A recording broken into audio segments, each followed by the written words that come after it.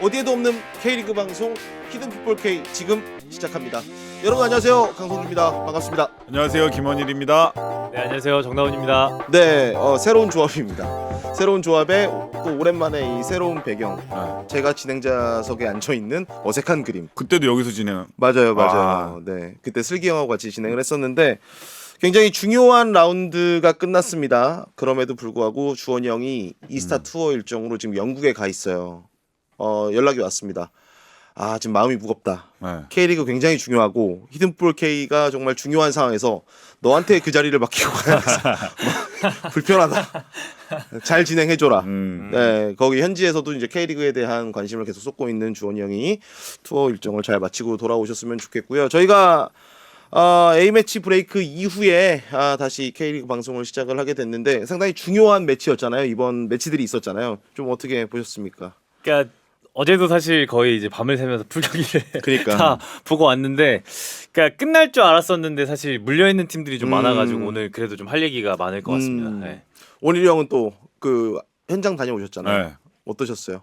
현장 네. 뭐 좋았죠. 뭐 항상 그 김정현이가 제 시야에서 벗어나질 않다. 아니 단톡방에 사진이 올라왔는데 그 현수막인데 마침 김정현과 눈 마주치고 있는 네, 화장실 소변 보는데 딱 오른쪽을 틀었더니 김정현이 김정현 있었다. 선수가 나를 바라보고 있었고 그날 관중석에는 없는 거야. 네.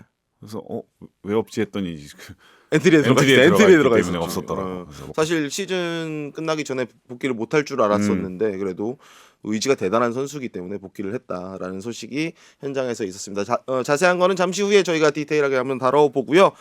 먼저 감사한 후원을 체크하도록 하겠습니다. 지난 회차 유튜브에서 5만 원을 후원해주신 이동욱님 장문의 댓글을 남겨주셨는데요. 요약해서 좀 말씀을 드리면 포항 팬이지만 김천 상무가 징병제 하에 선수 커리어를 지키고 한국 축구 생태계를 떠받치는 중요한 제도적 장치라 생각해 그 가치를 말하고 싶었다라는 표현을 해주셨고요. 또 해외 군 경찰 팀들처럼 김천 상무도 K리그의 자연스러운 구성원으로 존중받길 바라며 이전에 감정적으로 강한 표현을 쓴 점에 대해 사과드립니다. 그런 의미에서 이제 통 크게 후원을 해주셨습니다. 감사합니다. 감사합니다. 감사합니다. 사실 김천 얘기는 저희가 뭐 김천 팀을 부정하거나 이게 뭐 안 좋게만 본다기보다는 일단은 너무 특이한 구조이기 때문에 이제 자주 언급을 했었는데 이제 그런 부분에 대해서 의견을 좀 남겨주셨습니다. 심우재님 리치보이 79,000원 바빠서 이제야 봅니다. 보기 전 안양의 1부 리그 잔류 여정이 마무리된 기념으로 감사 인사 전합니다. 라고 메시지를 보내주셨는데요. 이 K리그 팬분들 중에 이제 특정 팀들을 응원하는 분들이 라운드 끝날 때마다 저희 이렇게 후원을 통 크게 써주시는 경우들이 있거든요. 79,000원 대단히 감사합니다. 헨리킴, 아스라이 이렇게 후원을 해주셨고요. 힙핫에서도 후원이 있습니다. 뉴클리어 55, 빅버드에 묻어줘, 김환불, 파란 물병자리, 드렁큰 쪽 10만 원, 와. 10만 원. 네, 이거 잘못 본 줄 알았더니 10만 원이었습니다. 별이 10개, 기분이 업. 그런데 심판들이 아주 발악을 하네요. 인종차별, 주먹감자 어느 정도를 해야 응원을 하든지 동정을 하든지 할 거 아닙니까? 피해자 코스프레 성의껏 하십시오라고 이렇게 댓글을 남겨주셨습니다. 후원해주신 여러분 모두 감사드립니다. 감사합니다. 감사합니다. 네, 본격적인 경기 리뷰에 들어가기 전에 A매치 기간 동안 있었던 이제 K리그 이슈를 좀 짚어보고 넘어갈 텐데 먼저 올 시즌 종료 후에 K리그 어워즈 베스트 11에 선정될 후보들이 발표가 됐죠. 다들 좀 보셨습니까? 네, 봤습니다. 네, 좀 특이 사항들도 있는 것 같은데 어때요? 일단 뭐 GK 부분에서 조현 선수가 후보에서 빠진 게 좀 가장 큰 이슈라면 이슈로 좀 다뤄지고 있는 것 같고, 그래도 들어올 선수들은 거의 다 대부분 맞아요. 들어왔다라고 네. 보여지고 있습니다. 네. 원일 형 어떠세요? 현장에서 유병훈 감독 그 인터뷰 봤는데 네. 후보에 있으셔가지고 엄청 좋아하시는데 숨기고 싶어가지고 진짜 좋아. 진짜 그렇게 좋아하시는 거 처음 봤어. 그 유병훈 감독님이 이제 잘생기셨잖아요. 거기에 약간의 이제 감독님께 귀여움이라고 말하면 좀 죄송스럽긴 하지만 귀여운 포인트가 있어요. 밑에 보조개가 그렇지. 굉장히 귀엽게 있으세요. 그래서 그렇지 숨겼지. 한박 웃음을 경기 전에 맞아, 인터뷰에서 맞아. 약간 숨기면서 이제 후보에 올리니까 어떠시냐 소감 물었는데 갑자기 이제 제가 수상을 야구 얘기하시더라고. 그래서 수상은 아니고요. 후보에 올라서 뭐 영광스럽다 이런 얘기를 하시더라고. 사실 유병훈 감독이 파이널 B 그룹에 속한 성과를 냈지만 이 K리그 감독상 후보에 올랐다는 것 자체에 우리도 그렇고 의구심을 가질 필요는 없다라는 그치. 생각이 드는데 음. 올 시즌 대단했잖아요. 그렇죠. 안양의 색깔을 굉장히 좀 K리그 1에서 잘 보여줬었고 맞아요. 잔류도 했었고 외인 선수도 잘 활용하고 이제 베테랑들을 좀 굉장히 좀 어린 선수들과 함께 잘 활용을 했다. 그리고 안양만의 색채가 워낙 뛰어났기 때문에 후보에 들으셔도 뭐 수상은 사실 거스포엑 감독이 있기 때문에 어려움이 있을 수 있겠지만 굉장히 기분은 좋으실 것 같다. 또 네. 이 슈트 입고 가는 또 맛이 그렇죠. 거든 또. 네. 그렇죠. 어쨌든 노미네이트 돼가지고 시상식에 참여한다는 것 자체가 후보로 간다는 것 자체가 많은 관심을 받을 수 있고 올 시즌의 농사를 좀 평가받을 수 있는 일이다라는 생각이 들고 황선홍 감독과 거스포엣 감독 이렇게 세 분의 감독님이 감독상 후보에 올라갔는데 다 너무 좋은 감독님들이시고 네. 황선홍 감독의 최근 행보를 봤을 때 대단하잖아요. 10월달 또 이달의 감독상도 수상을 하셨고 하지만 이제 전북의 우승이라는 것이 너무 여러 가지 의미가 있는 우승이다 보니까 거스포의 감독 쪽으로 좀 쏠리지 않을까라는 생각이지만 결과는 12월 1일 날 저희가 확인해 볼 수 있을 것 같고요. MVP 후보도 역시 우승을 이끈 전북의 박진섭 선수 그리고 K리그 1 현재까지의 득점 선두 사박 그리고 대단한 퍼포먼스를 올 시즌 보여줬지만 부상으로 지금 이탈해 있는 울산의 이동경 MVP 후보에 대한 좀 생각들은 어떠세요? 저는 박진섭의 한 표. 개인적인 생각이지만 저는 박진섭이 올 시즌 박진섭만큼 어쨌든 전북에서 꾸준함을 보여준 선수는 많지 않았다. 네. 일관성이 있었기 때문에 우승팀의 박진섭이라고 네. 저는 예상을 하겠습니다. 저는 원일이 형이 누구 고를 줄 압니다. 누구? 사박. 아니 사박으로 욕 먹을 것 같아. 사박 아니고. 왜? 사박? MVP 박진섭. MVP 박진섭. 박진섭. 박진섭 경기장에서 또 확실하게 보여줬고 박진섭 선수는 경기장보다 경기장 밖에서 할 일이 더 많았었던 것 같아요. 또 이승우 선수도 얘기하니까 우리 금쪽이라고 얘기하더라고요. 그 선수들을 한 군데 모아가지고 위닝 멘탈리티를 입히는 데 있어서는 또 포획 감독과 더불어서 박진섭 선수도 큰 역할을 했기 때문에 MVP 줘야 된다고 저는 사실 생각합니다. 이 프로팀에 있으면 감독, 이 코칭 스텝과 선수단의 그 가교 역할 우리가 이론적으로만 알잖아요. 맨날 말로는 표현을 하는데 체감할 때 생각보다 더 큽니까 그 비중이? 엄청나지. 그래요. 주장이 어떻게 받아들이고 감독의 메시지를 그리고 또 선수단에게 어떻게 전달하는지 그리고 또 선수단도 감독한테 막 건의를 할 수가 없잖아. 그러니까 선수단도 이제 주장 통해서 또 전달하고 그러니까 이 가교 역할을 하는 게 가장 중요한데 사실 그 전 라운드나 전북이 좀 안 좋았을 때는 그런 부분에서 좀 힘듦이 느껴졌는데 박진선 선수가 올 시즌에는 정말 그런 부분들을 잘 한 것 같아서 저는 MVP를 줘도 괜찮을 것 같습니다. 네. 성주형은 어떻게 생각하세요? 저도 사실 두 분 말씀하신 거에 공감합니다. 100% 공감하고 우승팀 주장 또 이제 그 스타 플레이어들을 이끌어야 되는 팀의 그치. 주장은 사실 경기장 이 피치 안에서 보여주는 퍼포먼스 이외에 진짜 많은 영향력이 필요하다라는 생각이 들고 그 부분까지 좀 참작을 해야 된다라고 하지만 사박과 이동경 모두 스택과 올 시즌 경기력을 놓고 본다면 그쵸. 매우 아쉽다. 그쵸, 그쵸. 이동경 네. 선수는 13골과 12개의 도움이에요. 25개입니다. 포인트가. 그러니까 받을만 하긴 했죠 이대용 선수 사실. 스탯으로 보면은 그쵸. 네. 말도 안 되죠. 네. 그러면 그 했었어야지. 어떤 거? 김천 상무 제대 밀었어야지. 제대 미루고 김천 상무에서 끝까지 2위 싸움 하면서 2위 싸움 하면서 네. 막 골 계속 넣고 어시스트 계속 하고 그랬으면 이제 MVP 될 수도 있었지. 실제로 일반 병사들 중에 큰 훈련 앞두고 네. 전역 안 한 애들도 있어. 그래요? 나 전역 미루겠다. 나 아, 천리행군을 하고 내가 꼭 전역하겠다. 아니 그럼 미루고 싶으면 미룰 수 있어요? 미룰 수 있다 그러더라고. 그런 친구들이 있었어요. 실제로. 그래요? 그러니까 축구 선수들 중에 이제 상무를 거친 선수들이 미룬 경우는 지금까지 언제? 없었잖아요. 없었잖아요. 하루라도 빨리 나. 그러니까 물론 전역하기 전까지 마지막 경기까지 보통 말년휴가를 그치. 쓰는데 끝까지 뛰고 가는 선수들은 요즘에도 많고 과거에도 좀 있었는데 사실 전역을 미루면서 MVP를 타기 이제 쉽지 않지. 보장이 되는 건 아니니까 그치, 사실 그치. MVP만을 위해서 전역을 미룬다는 건 쉽지는 않았다. 네, 이동경 선수 어쨌든 빠른 쾌유를 빌겠고요. 사박 선수도 끝까지 마지막 라운드까지 좀 득점포를 가동했으면 좋겠고 이런 소식이 좀 들려요. 사박 선수가 시상식에서 축하 무대를 준비하고 있다라는 아직 공식적으로 픽스가 된 건지는 모르겠는데 사랑해요. 이거 들을 수 있을 것 같아요. 좋다 좋다. 네, 라이브로 한번 좀 기대해 보시면 기대해 볼 만하지. 네, 기대해 보면 좋을 것 같고 영플레이어 상이 좀 치열해요. 제가 볼 때 치열하죠. 영플레이어 상이 굉장히 치열합니다. 네, 왜냐하면 최은우 선수도 그렇고 FC 서울의 황도윤 없으면 안 되는 미드필더입니다. 팀에서. 그렇죠. 네. 아니 근데 그 유병원 감독은 영플레이어 그 강상윤 줬더라고.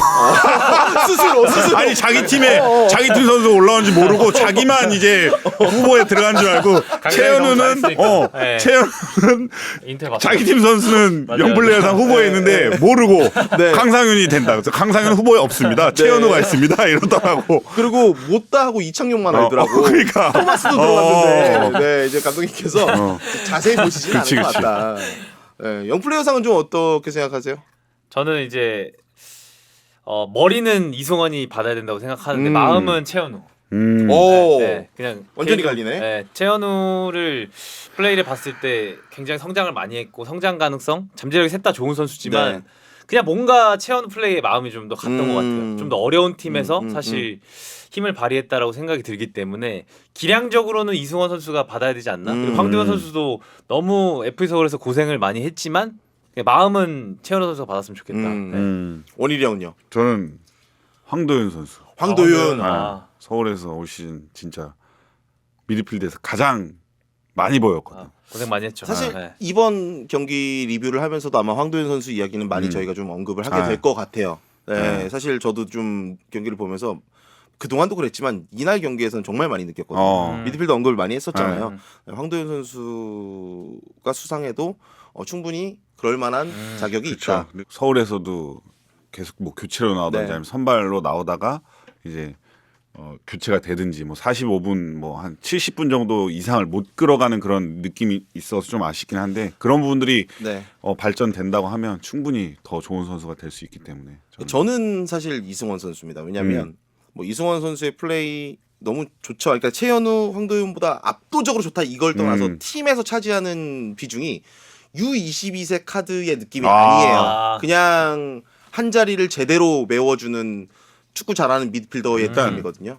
이거부터가 2003년생 선수한테 아니 이게 성실 써 있고 성실 써 있고. 성실 써 있고 나 미스 없다. 네. 나 실수 안 할 거다라는 네. 그런 왁구기 때문에 네.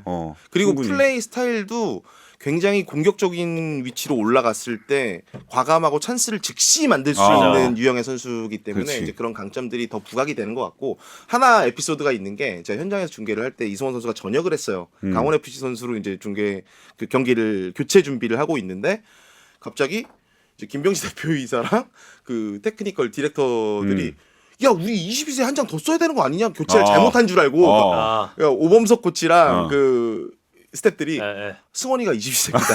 그만큼 팀에서도 이승원이 22세다라는 걸 잊고 있을 만큼 그래야 돼. 그러니까 김천에 가면서 성정이 얘기한 대로 공격적으로 좀 발전을 굉장히 좀 많이 한 것 했죠. 같아요. 많이 네. 했죠. 그냥 정종현 감독이 이승원 선수의 장점을 명확히 알고 있기 때문에 그 롤에 대한 부여 또 이제 미션을 주면서 성장을 좀 이뤄냈다라고 볼 수 있고 이제 다른 선수가 돼서 돌아갔기 때문에 다음 시즌 한번 좀 기대해 보면 좋을 것 같습니다.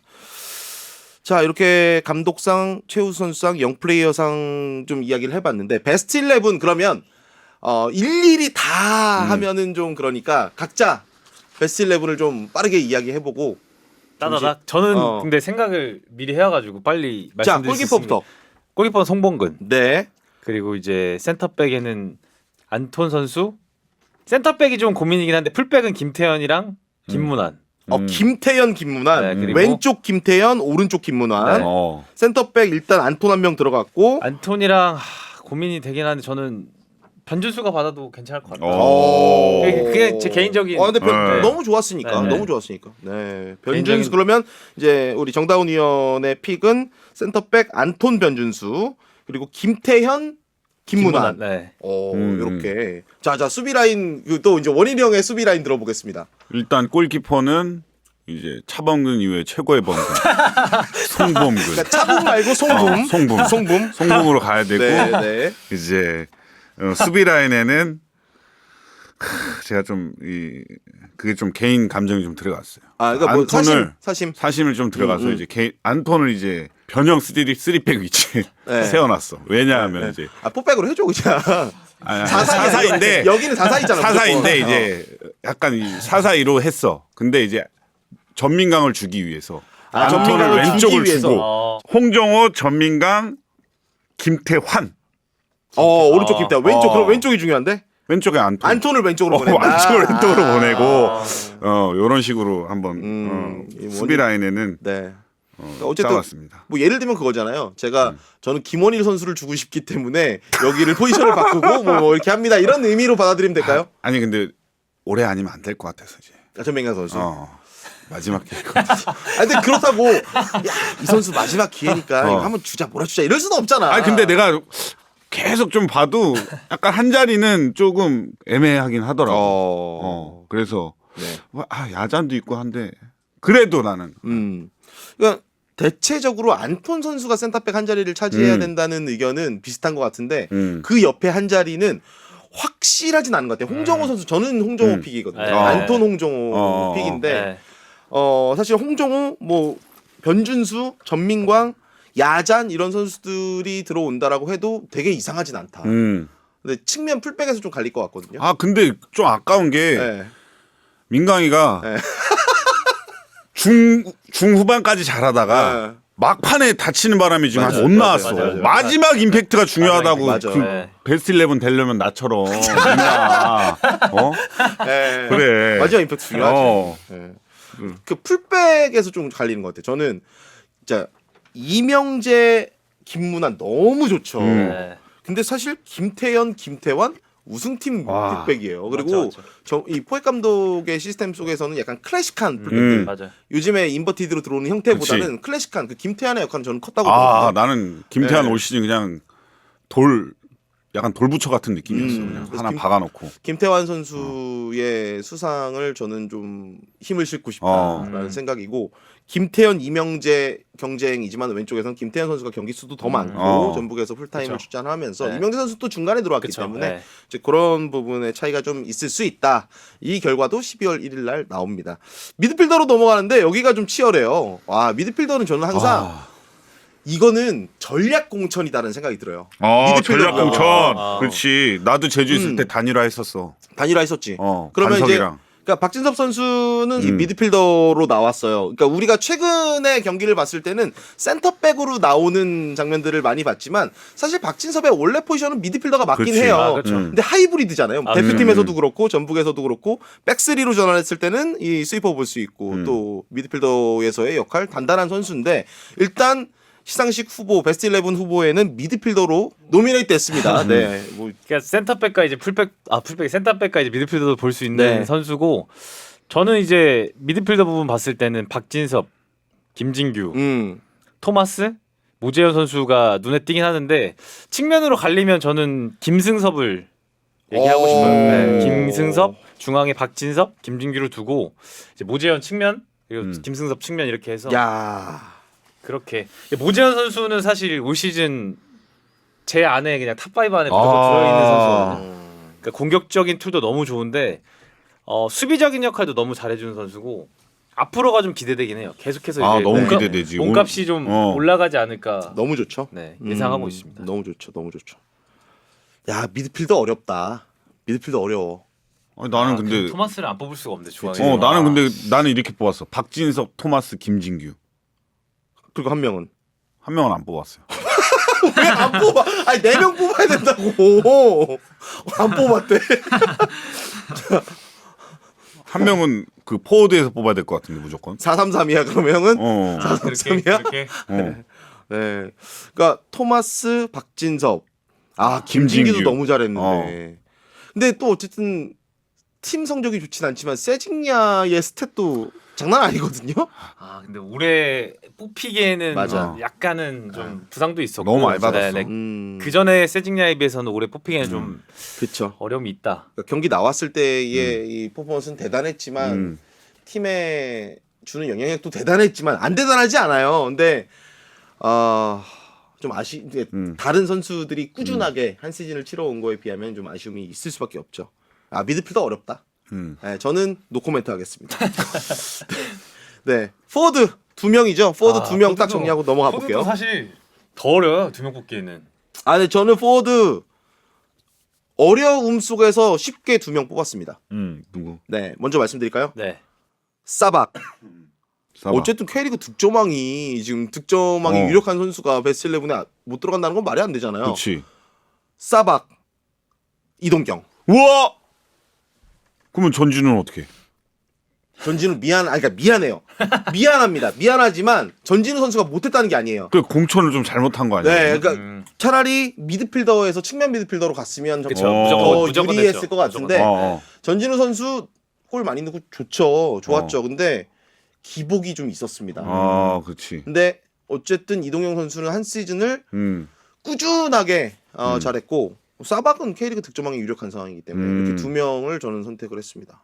저는 3명을 선택해야 돼서 전진우, 사박, 이동경. 이러려고 미드필더 3명 했네. 그러니까 안 줄 수가 없었어. 이거는 연말 끝나고 오세요. 그러면 제가 여기서 전진우 선수 별도로? 별도로 저희가 시상해드리고 네. 빙수로 그렇죠. 네. 네. 빙수 트로피로.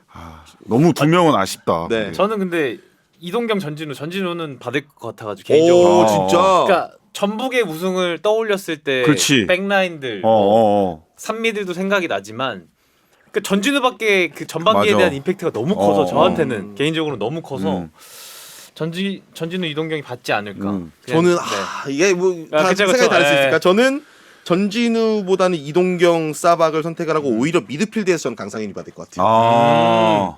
네, 전진우 선수가 좋은 퍼포먼스를 보여준 데는 강상윤의 또 그렇지. 중원에서의 그렇죠. 놀이 있었기 때문에 네 그렇게 한번 뽑아봤습니다.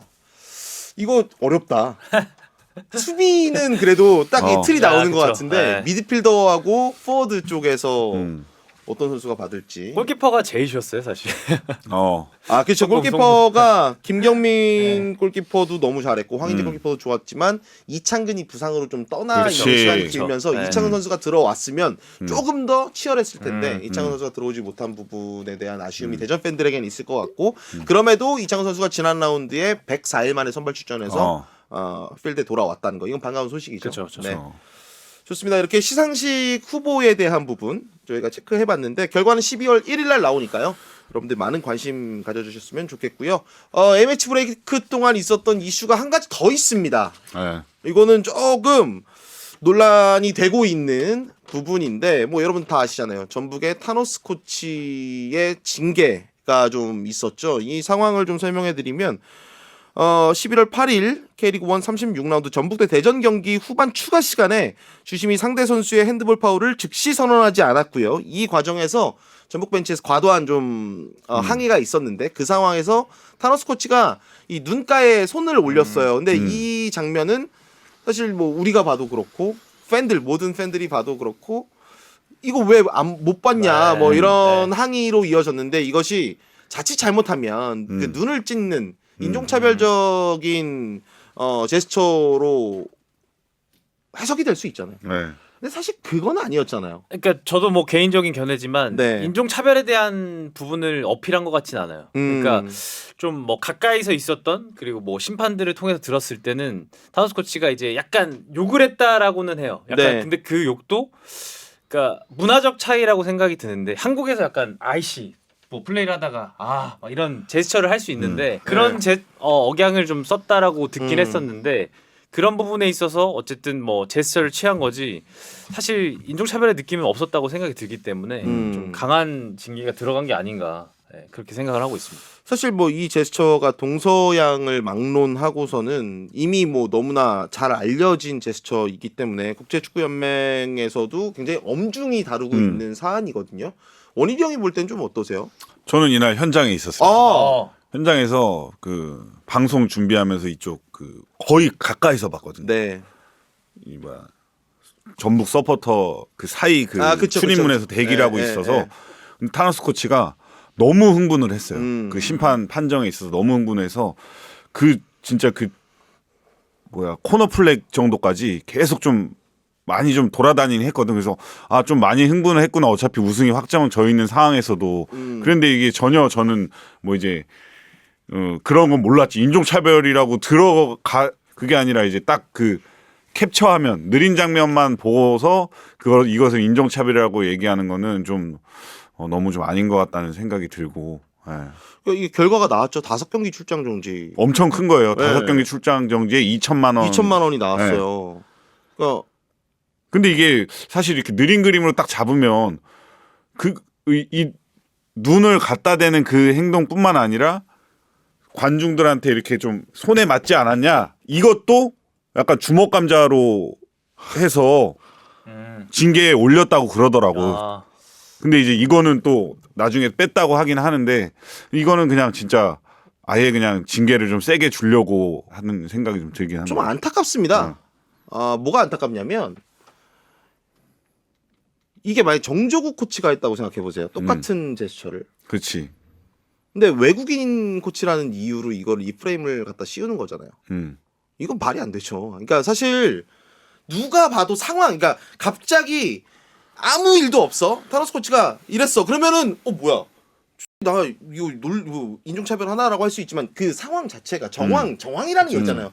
정황이 이거는 못 봤냐? 손 핸드볼 이거 어떻게 주먹 감자로 보냐고. 그렇지. 근데 좀 안타깝습니다. 거기에 5경기 2천만 원이 나왔다는 거. 이거는 이거 항소할 수 있는 방법이 없나요? 그러니까 근데 이거는 본인이 해야지 된다 그러더라고. 항소를. 네. 근데 저도 들리는 얘기로는 굉장히 많은 충격을 받았다 그래. 이 타노스 코치가. 그러니까 저는 어떤 게 염려가 되냐면 지금 전북이 거스포엣 감독 사단에 이 타노스 코치와 뭐 디에고 포엣 등등 이제 좋은 지도자들이 함께 하면서 올 시즌 우승을 이끌어냈잖아요. 근데 뭐 거스포엣 감독은 뭐 다음 시즌 나 전북과 함께 한다라는 아직 시즌이 안 끝났기 때문에 그치. 의견을 계속 밝히고 있지만 떠날 것이다라는 이야기도 없지 않거든요. 아, 그렇죠. 근데 만약에 이런 식으로 약간 그런 징계가 나오고 만약에 억울함을 당한다라고 했을 때 포엣 감독이 이 타노스 코치 자기 사람인데 그렇죠. 사단의 이런 피해를 받는다. 우리가 외국인이기 때문에 한국에서 이런 피해를 받는다라고 했을 때 마음이 그렇죠. 떠날 수도 있어요. 그러니까 저는 이런 부분에 대한 좀 우려가 됩니다. 네. 저도 이제 거스포엣을 원하는 팀들이 점점 많아지고 있다라고 얘기를 들었었는데 해외에서도 그렇죠.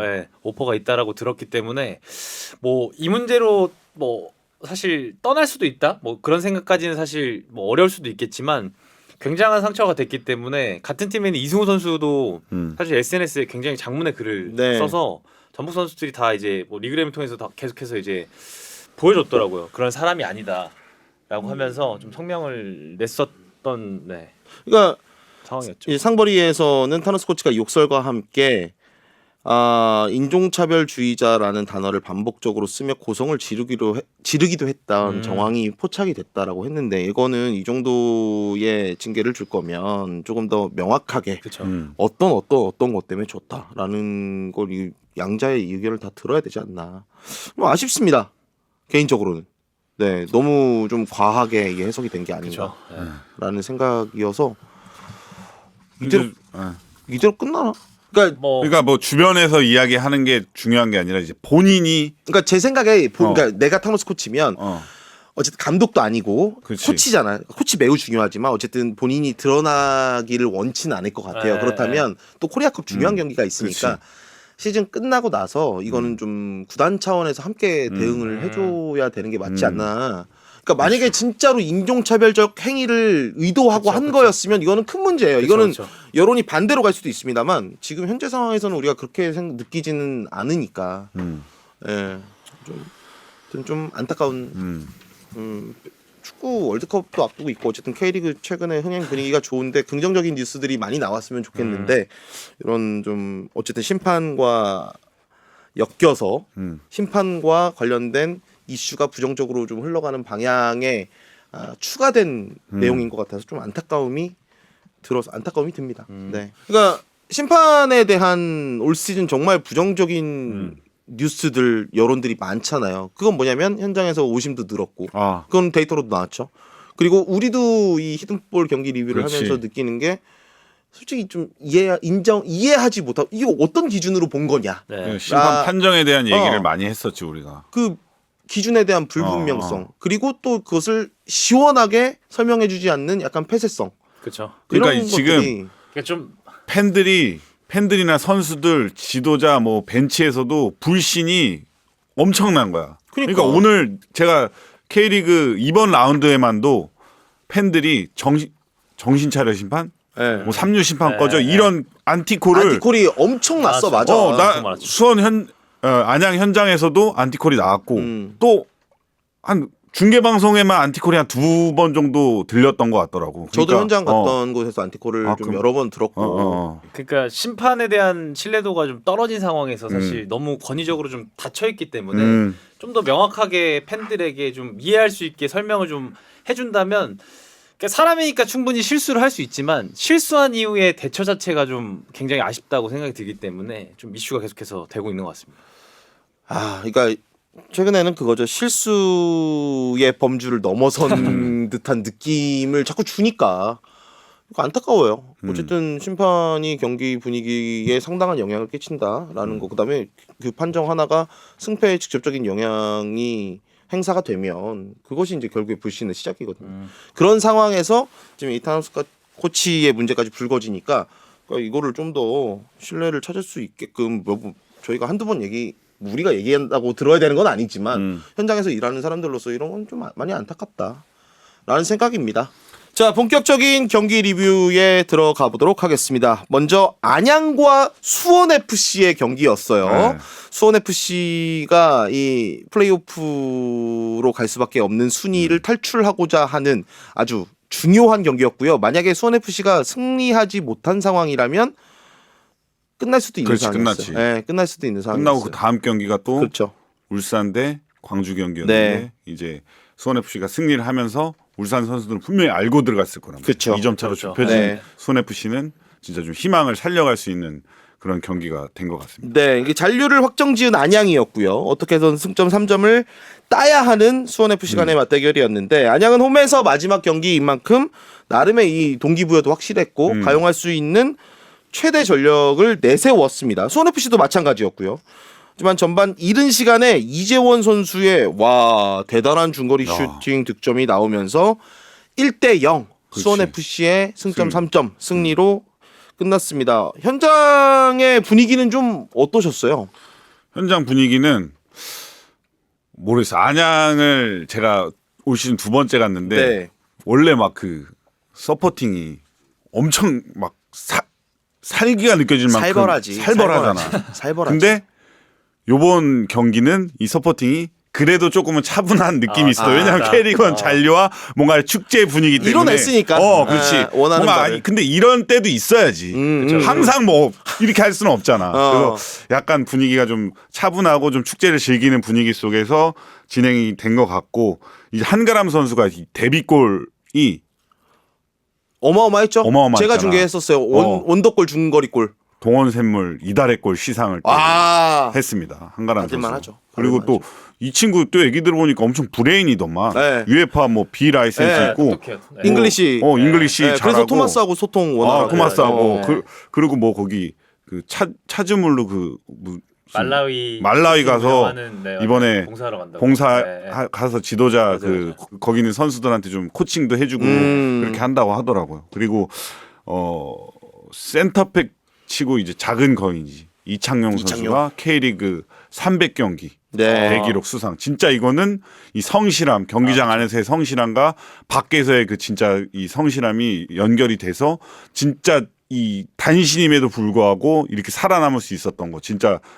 귀감이 되는 K리그를 꿈꾸는 선수들한테 귀감이 되는 그런 축하를 해주고 싶습니다. 전반전에 그러니까 양팀 모두 굉장히 치열했어요. 안양이 그렇다고 뭐 힘을 빼고 나오고 이런 건 전혀 아니었고 그치. 뭐 원일 형이 현장 분위기 서포팅에 대한 부분도 말씀을 해주셨지만 그러니까 안양 팬들이 열정적으로 서포팅을 하지 않은 것이 아니고 이 심적 내면의 편안함이 내면에는 있었다 이런 편안함이 느낌이 있었지. 그리고 우리가 이제 잔류 확정적인 걸 알고 그렇지, 갔으니까 그렇지. 전체적으로 밝은 분위기에서 편안하게 했다. 편안하게 이제 뭐 폭도 맹진가 그것도 네. 듣는데도 뭔가 편안했다. 좀 편안하게 좀 저도 들리는 그런 감이 있었고 저는 이날 좀 토마스의 움직임을 좀 집중해서 관찰을 했는데 네. 진짜 좋은 선수더라고. 장난 아니죠? 이미 좀 이날 경기에서도 여러 K리그 팀 스카우터들이 그 인사를 나누는데 있더라고. 딱 보니까 토마스 누구 보러 보러 왔냐? 난 토마스 보러 왔다는 생각이 들더라고. 그러니까 사실 토마스, 마테우스, 못다 이 안양의 올 시즌 이 외국인 선수들은 타 팀에서 다 탐날 만한 선수들이에요. 그렇죠. 야구 선수도 굉장히 좀 관심을 많이 받는다고 들었는데 안양의 외인들은 워낙 잘해서 사실 올 시즌 지켜낼 수 있을까? 그러니까. 굉장히 좀 쉽지 않아 보인다라고 보이고 그래서 있습니다. 이날 좀 왼쪽에서 좀 주로 안양이 공격 패턴을 시도를 했는데 뭐 김동진, 토마스, 유키지 조합이 좀 괜찮게 발현이 됐는데 득점까지는 좀 이어지지 않았어요. 근데 토마스가 진짜 이 하프 스페이스 이 최규백과 황희택 사이에서 계속 기다리면서 볼을 달라고 거기서 연결하는 그런 모습이 보여졌는데 근데 또 수비 시에도 또 권경원과 김동진 사이에서 그 하프 스페이스 맞아요. 공간을 막으면서 네. 정말 이 선수 진짜 집중해서 보니까 더 좋은 선수다. 그래서 스카우터들 눈에 들어오는구나라는 그런 생각이 들었습니다. 보통 특정 선수들을 적극적으로 활용하는 이 전략 포인트가 나오면은 시프트라는 표현을 붙이잖아요. 토마스 시프트는 토마스 시프트. 시프트 2번이야 사실상. 3번이래. 3번이래. 3번이야. 이창용한테 내가 물어봤는데 3번이래? 토마스가 한 경기에서 어떤 역할을 부여받냐. 그러니까 너무 많아서 설명 못 드리겠지만 한 3개 정도를 하는 것 같다라고 얘기를 하더라고. 그만큼 30트. 본체다. 올 안양 시즌, 축구. 네. 그러니까 베스트 11 후보에도 저희가 거론했던 이유가 바로 이런 거였고. 근데 이 수원 FC의 경기력도 상당히 공격적이었습니다. 수원 FC가 네. 윌리안이 복귀했죠. 부상 복귀해서 선발로 나왔는데 딱 진짜 첫 터치 하자마자 얘 잘 쉬고 몸 제대로 만들어서 왔다라는 돌아왔구나. 느낌이 들더라고. 너무 빠르고 이제 수원 FC 공격이 윌리안, 사박, 김경민 그리고 이 3명 중에 안현범까지 이 4명 중에 한 명이 좀 교체 명대 사박 빼고 이제 윌리안, 김경민, 안현범 이 3명이 2명은 선발로 나오고 1명이 교체 명단에 있을 때가 진짜 진가가 발휘되는 것 같거든. 그랬을 때 이제 좀 좋은 퍼포먼스를 보여주는데 윌리안 선수도 이날 몸 상태가 나쁘지 않았고 그러니까 사박으로 가는 이 견제 자체가 좀 덜한 느낌이 들었고 김경민 선수도 이날 컨디션이 12시까지는 아니지만 한 11시 정도로 솟아 있었다. 그래서 거의 철도를 깔아놓은 느낌이죠. 오른쪽에. 네. 라이트 라인에 이제 네. 철도를 깔아가지고 공수로 그냥 직선적인 움직임으로 가져가는데 김경희 선수 이날 그러니까. 좀 컨디션이 괜찮았어요. 수원 FC 공격 진행 방향 오른쪽이 좀 불꽃이 튀었던 게 김동진, 토마스가 커버하는 위치랑 계속 부딪히니까 그러니까. 와 굉장히 치열하더라고요. 거의 측면 싸움에서 조금 재미있는 모습을 보여줄 수 있었고 그렇습니다. 굉장히 골 찬스들이 났지만 치열하게 가다가 이재원의 선제골이 나오는데 와 그거 수비수 입장에서 어쨌든 거리를 좁히기 위해서 나왔지만 좀 방어하기 어려웠었나요? 그러니까 저는 이제 볼 때 방어하기 어려웠다라고 보는 장면이에요. 궤적도 너무 좋았고 그렇죠. 타이밍도 좋았고 거기밖에 없는 거지. 거기서 때려서 먹으면 어쩔 수가 없는데 권경원 선수가 뭐 아쉬운 건 이건 진짜 어쩔 수가 없는데 이제 각도를 좁히는 그 방향이 한 발 조금 더 왼쪽이었으면 블럭을 할 수가 있었는데 아예 그냥 그 튀어 나올 때 이쪽 방향 자체를 이쪽으로 맞고 나왔기 때문에 그쪽으로 들어가는 건 조금 어쩔 수가 없었다는 느낌이 있습니다. 어쨌든 그 득점이 결승골이 됐는데 그렇죠. 안양도 공격적인 무게를 실으면서 괜찮았거든요. 그러니까 안양과 이제 수원 FC 경기 봤을 때는 사실 동기부여적인 차이는 분명히 있었던 것 같고 그리고 수원 FC가 원래 잘하던 이제 수비에서 공격에서 수비 전환의 형태가 전체적으로 이제 1선 라인부터 좀 수비적으로 좀 잘 되어 있었고 그러니까 안양과 이제 수원 FC를 올 시즌 좀 봤을 때 이 백라인들이 사실 페널티 박스 안에 이렇게 밀집되어 있는 굉장히 좀 밀집되어 있는 촘촘한 팀들 중에 하나거든요. 두 팀이. 그렇죠. 수비적으로 굉장히 뭐 4+1, 5+1까지 뭐 수비형 3선까지 내려서 수비를 굉장히 좀 잘 펼쳐주는 팀들인데, 그러니까 안양이 못했다기보다 수원 FC가 동기부여적으로도 그렇고 컨셉 자체가 조금 더 이제 공격의 수비에서 공격 자체가 명확했기 때문에 이재현 선수의 득점으로 좀 승리를 할 수 있었다 그렇게 보고 있습니다.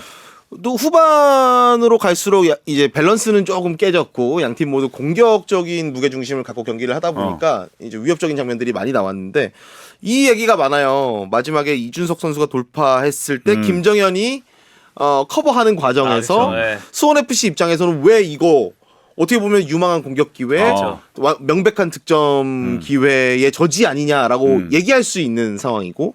안양 입장에서는 김정현이 영리한 수비를 했다라고 보는데 우리 해설위원이 볼 때는 좀 어떠세요? 저는 현장에서는 네. 무조건 이건 퇴장이라고. 현장에서 봤지. 분위기는 네. 현장에서는 퇴장이라고 딱 봤지. 볼때 느낌이. 화면이 아니 그냥- 화면이 아니까. 근데 돌아와서 이제 리플레이 장면으로 보니까 역시 김정현은 김정현이야. 어떤 딱 부분에서 그냥 공을 딱 컨택을 먼저 하면서 같이 밀어버리는 정말 어떻게 보면은 진짜 나이스 수비였다고 저는 생각을 합니다. 그게 이제 김정현 선수가 몇 시즌 전 김정현이었잖아요. 그 그치. 퇴장이었다. 그렇지. 그게 사실 기술이에요. 기술이잖아요. 내가 좀 잘하는 거거든. 조기 축구에서 그렇게 하면 욕 먹거든. 공이랑 사람이랑 같이 차라. 묻어버리는 거, 같이 묻어버리는 거. 이제 사람이 먼저 컨택이 되면 이거는 파울인 거고. 네. 동시에 이제 컨택이 됐을 경우에는 좀 불 수도 있지만 불기 애매한 그런 네. 상황이기 때문에 저는 이거 김정현 수비가 좋았다. 이렇게 좀 얘기를 하고. 정다운 의원이 볼 때는요. 저도 처음에는 이제 흘려봤을 때는 이거를 사실 퇴장을 안 그치. 준다고 사실 골키퍼가 김다솔이 넘어가고 비어 있는 그치. 골대였기 때문에 명백한 득점 기저지 그치, 무조건 그치. 퇴장이 파울이었으면 퇴장이었겠지만 저도 원희룡처럼 계속 돌려봤어요. 돌려보니까 이 공중볼이 됐을 때는 사실 이제 어쨌든 심판들이 조금 더 누구의 볼도 아니라고 간주를 하잖아요. 그라운드 볼이 아니라 그치. 공중에 있었고 이준석이랑 이제 김정현 선수가 무릎으로 살짝 볼을 터치하기도 했고 그리고 접촉 자체를 주심은 그렇게까지 과하게 보진 않은 것 같아요. 설타 주심이. 그리고 마지막으로 중요했던 건 볼이 공중볼로 이제 바운드가 되고 볼의 방향 자체가 김정현 선수 몸 쪽으로 방향이. 왔다라고 좀 보여졌기 때문에 그 방향 자체가 이준석 선수가 조금 더 이제 오른쪽으로 해놨으면 유리한 쪽으로. 사실 그랬으면 퇴장이 무조건 나왔을 텐데 그 부분에 있어서 그러니까 뭐 VAR을 확인 안 할 정도로 사실 그러니까 안 보더라고. 판정을 했기 때문에 이 부분에 있어서 팬분들은 사실 파울이다. 당연히 네. 팬분들은 그러니까 특히 수원 FC 그쵸. 팬들은 네. 왜냐면 김정현의 결국에 손 동작도 있었거든. 근데 이 손 동작은 결국엔 자연스러운 걸로 본 거고. 그러니까 VAR을 안 봤다는 것은 비디오 판독을 안 했다는 것은 이 원심이 그대로 VOR에서도 유지가 됐다는 거잖아. 그렇죠. 에. 그렇기 때문에 사실 봤을 때는 그러니까 불 수도 있었지만 파울을 불었으면 어쨌든 명백한 득점기의 저지로 퇴장이었겠지만 불지 않았기 때문에 그대로 좀 진행이 된 것 같습니다. 근데 네. 이날 이걸 안 본 게 문제가 아니라 사실 그렇죠.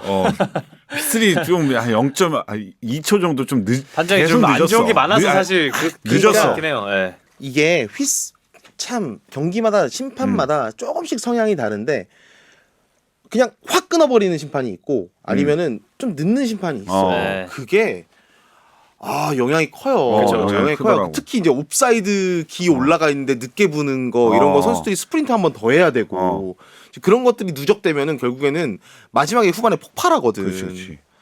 예. 그런 부분들이 좀 느껴졌어요. 네. 네. 뭐 안양 입장에서는 마지막 홈 경기에서 패배한 것이 좀 아쉽기는 하지만 그렇다고 해서 뭐 올 시즌의 성과 이런 것들 다 잃어버린 게 그쵸. 아니기 때문에. 그쵸. 그렇죠. 네. 아니 네. 이거 인터뷰 한번 읽어주시죠. 이게. 네. 주변 분들 중 단 1%도 우리가 강등권을 벗어날 것이라고 예상하지 않았는데 극복했다. 그럼 우리 1% 들어간 거네, 성조야? 그렇지. 우리는 안양을 강등권으로 보지 않았잖아. 오히려 파이널 A 갈 수 있다라는 그렇지. 표현을 했죠. 우리 네. 1%에 우리 예측 1%에 들어갔기 때문에 그렇지. 우리 자부심을 갖자고. 그러니까 우리가 히든 K 하고 있는 거지. 네. 감독님 저희는 1%입니다. 대한민국 1% K리그 방송 그렇지. 히든 풋볼 K 여러분 함께 하고 계십니다. 네. 그리고 가장 기억 남는 순간에 대해서 유영 감독이 또 이야기를 했어요. 올 시즌 목표를 생각했던 건 어느 정도 다 이뤘죠. 다 이뤘죠. 그 목표를 이뤘던 시즌이기 때문에 안양의 올 시즌은 완전 보랏빛. 뭐 한 경기 남긴 했지만 그쵸. 마지막 홈 경기를 치른 입장에서는 완전 보랏빛으로 마무리하는 상황이었고 수원 FC는 벼랑 끝에 몰려 있는 상황이지만 그래도 귀중한 승점 3점을 챙기면서 다음 라운드에서 이제 결과가 나오잖아요. 네. 그러니까 물론 수원 FC가 아직 뭐 다이렉트 강등이 되는 상황이 아니기 때문에 이제 플레이오프를 벗어나고 싶은 거죠. 그 포석을 잘 깔았습니다. 네. 근데 이런 경기력이면 플레이오프 가더라도 저는 살아남을 수 있을 거라고 보기 때문에 마지막 뭐 경기를 좀 잘 치러야 될 것 같습니다. 광주하고 경기란 말이에요. 그죠? 그쵸. 수원 FC가 마지막. 광주예요. 근데 광주 수비가 만만치 않잖아요. 만만치 않죠, 그렇지. 사실. 네. 만만치 않잖아요. 근데 싸박이 어쨌든 고립되면 좀 득점이 그 공격 루트가 답답해질 수 있는데 그런 부분에 좀 어떻게 해야 돼요? 싸박 매니저로서. 사바크.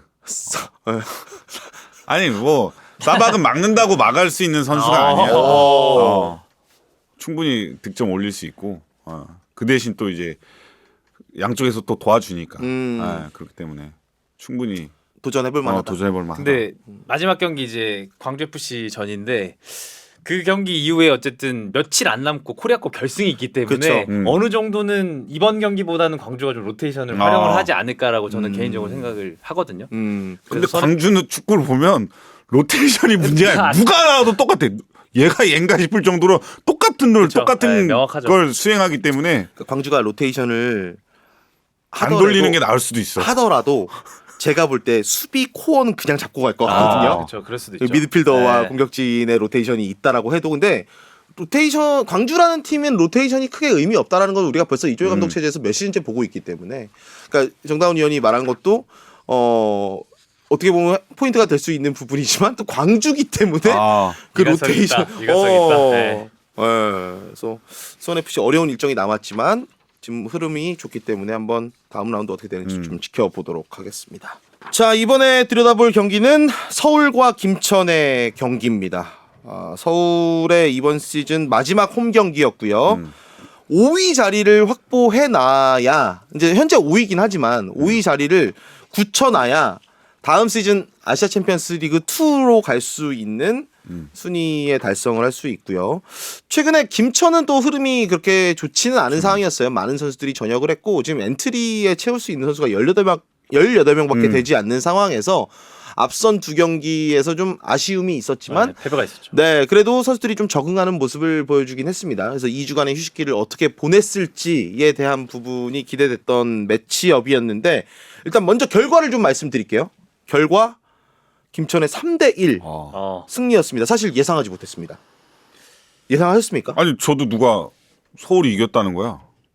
서울이 이겼다고. 누가 이렇게 들리는 그 현장에서 막 저도 현장에 있었으니까. 그치. 동시간에 있었으니까. 동시간에 있으니까 현장에 예. 있으니까 서울이 이겼대. 그래서 서울이 이겼나 보다. 그런가 보다. 들어와서 집에 와서 이제 보는데 김천이 3대 1인 거죠. 야 이거 불났다 이제 큰일 났다. 비상이다 이거는. 진짜 비상해요. 최근 서울이 흐름이 좀 좋지 않은데 어쨌든 2주간의 휴식기 이후에 마지막 홈 경기에서 많은 선수들이 빠져나간 김천을 상대했단 말이에요. 근데 이거 3대1 스코어는 물론 중간에 퇴장이 한 명 나오긴 했지만 이건 좀 큰일 아닌가요? 그러니까 김기동 감독도 전반전은 올 시즌 사실 최악의 경기였다라고 인터뷰에서 이제 코멘트가 있었는데 전반전 진짜 뭐 보여줄 수 있는 게 없었다고 생각을 해요. 김천이 사실 스쿼드 자체를 뭐 쥐어짜서 나와도 그래도 좋은 선수들이 입대를 했기 때문에 기존보단 약해졌지만 그렇지. 어쨌든 선수 구성을 맞춰서 나왔는데 김천의 사실 빠른 속도에 서울이 좀 어려움이 분명히 있었다. 네, 그렇게 좀 보여주고 아니, 그러니까 저는 이거예요. 김천에 많은 선수들이 빠져나가고 새로운 선수들이 그 자리를 채웠을 때 이 선수들 그래도 좋은 선수들이다라는 그쵸. 거는 네, 맞지만 어쨌든 조직력적인 부분에서는 그쵸. 네. 한 시즌을 치러온 서울과 물론 서울도 수비 라인의 변화, 뭐 미드필더의 변화가 없었던 건 아닙니다만 한 시즌을 치러왔던 팀과 어떻게 보면 새롭게 구성된 팀의 그쵸. 조직적인 아니면 팀의 밸런스가 이렇게 가면 안 되는 거예요. 그렇죠. 그러면은 이 경기 전반전의 결과는 정종용 감독의 지도력이 대단하다라고 표현할 수밖에 없는 거거든요. 그러니까 김천이 올 시즌 좋았던 점은 선수들의 퀄리티, 뭐 선수들이 살아난 부분도 있고 스탯도 너무 좋았지만 정종용 감독이 예전과는 다르게 좀 일관성 있게 축구를 하시는 것 같아요. 네. 이 위치에선 이렇게 플레이를 해야지 네. 공격 지역에서 수비 지역에서 어떻게 플레이해야 될지가 어느 정도는 시스템적으로 이제 좀 잡혀 맞아요. 있기 때문에 선수 구성에 대한 변화가 있어도 그렇게 틀은 바뀌지 않은 듯한 모습을 보여줬기 그러니까 때문에 저도 지금 이 얘기를 네. 하고 싶었던 거예요. 그러니까 시스템적으로 이 김천의 올 시즌 축구는 이 모양새야라고 했을 때 거기에서 그 모양을 만들어내야 되는 선수들이 들어갔을 때도 똑같은 미션을 그쵸, 수행한다는 그쵸. 거죠. 네. 선수 개개인의 능력 차이는 있을 수 그쵸, 있지만 그쵸. 그렇기 때문에 그러면 반대로 이 많이 바뀐 선수들을 갖고 이런 전반전 경기를 했어요. 그럼 서울은 압도당했습니다. 네. 김기동 감독의 시스템은 잘 돌아가고 있냐라는 물음표는 커질 수밖에 없다는 거죠. 그러니까 이렇게 되면 A매치 브레이크 때 사실 어떤 훈련을 하고 전략과 전술로 어떤 것을 준비했는지가 그러니까 책임이라고 하기까지는 그렇지만 어쨌든 감독이 사실 인터뷰에서 얘기를 했어야죠. 이런 부분에서 게임 플랜이 이렇게 돼서 잘못했다라고 해야 되지 굉장히 좀 아쉬움이 있었던 것 같아요. 네. 좀 많이 아쉽습니다. 이게 서울이 특히 조합에 대한 얘기를 저희가 굉장히 좀 아. 많이 했었는데 박성훈 야잔 오케이 좀 안정 그래도 박성훈과 야잔이 있기 때문에 그나마 이 정도 버텼다라고 생각을 하는데 미드필더 라인에서 박세진, 고재현, 김주찬 이렇게 속도감 있게 네네. 골 달고 그쵸, 들어올 그쵸. 수 네. 있는 선수들을 제어하지 못했어요. 전혀 제어하지 못했어요. 그런 장면이 너무 많이 너무 나오더라고. 많았어요. 반복됐어요. 어. 그러니까 오히려 전반전에 김천의 공격 디테일이 조금 더 살아났다면 더 많은 득점이 나왔을 거예요. 그렇죠, 그렇죠. 그러니까 김주찬 선수의 득점이 나왔던 장면도 너무 좋은 네. 장면이었고 확실히 김주찬도 훈련소 다녀온 이후에 몸이 많이 올라왔구나. 맞아요. 예. 2주의 맞아요. 시간이 예. 와 김천 선수들이 몸을 좀 다시 만드는데 정말 좋은 시간이었구나라고 느껴질 만큼 고재현, 박세진, 김주찬 뭐 이건희 선수도 그렇고요. 몸이 좀 많이 좋아졌구나라는 게 느껴졌거든요. 근데 그것을 전혀 제어하지 못하더라고요. 그러니까 사실 김기동 감독은 어쨌든 수비 조직은 그래도 잘 잡는데 이 투미들에 대한 고집이 계속해서 시즌 내내 좀 이어지고 있는 것 같고, 그러니까 공격적으로도 그렇고 뭐 링가 선수는 어쨌든 좁은 지역에서도 그렇고 이 볼 차는 건 사실 기가 막히잖아요. 기가 막히지. 누가 평가를 하겠어요. 그거는 하지만 논외예요. 수비적으로도 그렇고 기동력, 이제 공격에서 수비로 전환을 굉장히 중요시하는 김기동 감독 축구 스타일에 있어서 과연 이제 맞는 선수들이 있나. 그리고 네임밸류적으로 우승권에 있어야 할 팀을 지금의 순위에 있기 때문에 저는 개인적으로는 조금 굉장히 아쉬웠다. 아쉬운 시즌이 지속이 되고 있다. 그리고 이날 경기에서 서울이 좀 저는 잃은 게 많다고 보는 게 김천에 있는 선수들도 굉장한 스타 플레이어들이에요. K리그에서. 물론 서울 지금의 스쿼드와 그쵸, 비교했을 때 그쵸. 좀 차이가 있지만 너무 차이가 많이 나는 거야. 어떤 차이냐면 경기를 대하는 태도. 아. 볼을 빼앗겼을 때 네. 다시 돌아가는 속도. 그러니까 네. 서울 선수들은 난 자꾸 그게 눈에 들어오더라고. 뭔가 볼을 빼앗기거나 실수가 나왔을 때 바로 복귀해서 돌아가는 게 아니고 뭔가 한번 액션을 하고 돌아가. 뭐 본인이 아쉬움을 하든지 뭐 바닥을 차든지 네. 뭐 이제 그런 군더더기들이 많은 거야. 그 맞아요. 작은 차이들이 난 경기의 결과를 바꿨다라고 생각을 해요. 뭐 좀 하늘 보고 있을 시간이 어디 있어. 그렇죠. 바로 백커트 해가지고 들어가서 위치 잡아야지. 좀 그런 이 경기에 임하는 자세들의 차이가 너무 좀 큰 차이로 이어지지 않은 것이 아닌가. 지금 서울의 좀 분위기를 보여주는 대목이 아닌가. 그러고 이제 또 후반전에는 또 좋았잖아. 후반에는 그래도 전반전 아마 어. 하프타임에 김민호 감독이 화를 많이 냈을 그쵸. 것 같아요. 네, 라커룸에서 있었어요. 맞아요. 이게 네, 뭐냐. 너무 창피하다. 뭐 인터뷰에서 했던 얘기들을 그래도 라카룸에서도 좀 했을 것 같고 뭐 마지막 홈 경기인데. 그렇지. 네, 그리고 아시아 챔피언스리그 주중 경기가 있기 때문에 로테이션 생각도 했지만 로테이션 안 이고 그냥 나왔단 말이에요. 근데 이런 경기력이면 안 되거든. 아 그렇죠. 그래서 그런 부분에 좀 선수 교체를 통해서 변화를 주면서 그래도 경기 분위기는 좀 후반에 좀 바꿨어요. 찬스도 많이 만들었고. 결국에는 근데 또 올 시즌 고질적인 문제잖아. 네. 전반전에는 그냥 아예 경기를 놔버리고 후반전에 그때 막 좋은 플레이 하다가 문전까지는 잘 만들어 가는데 문전 앞에서 슈팅 마무리 안 돼서 득점 못 올리고 그러다가 이제 또 88분인가 네. 최준 퇴장 당하면서 바로 또 한 골 먹는 것도 아니고 두 골 두골 먹어 먹으니까 실점하고. 그건 진짜 최악의 상황인 거죠.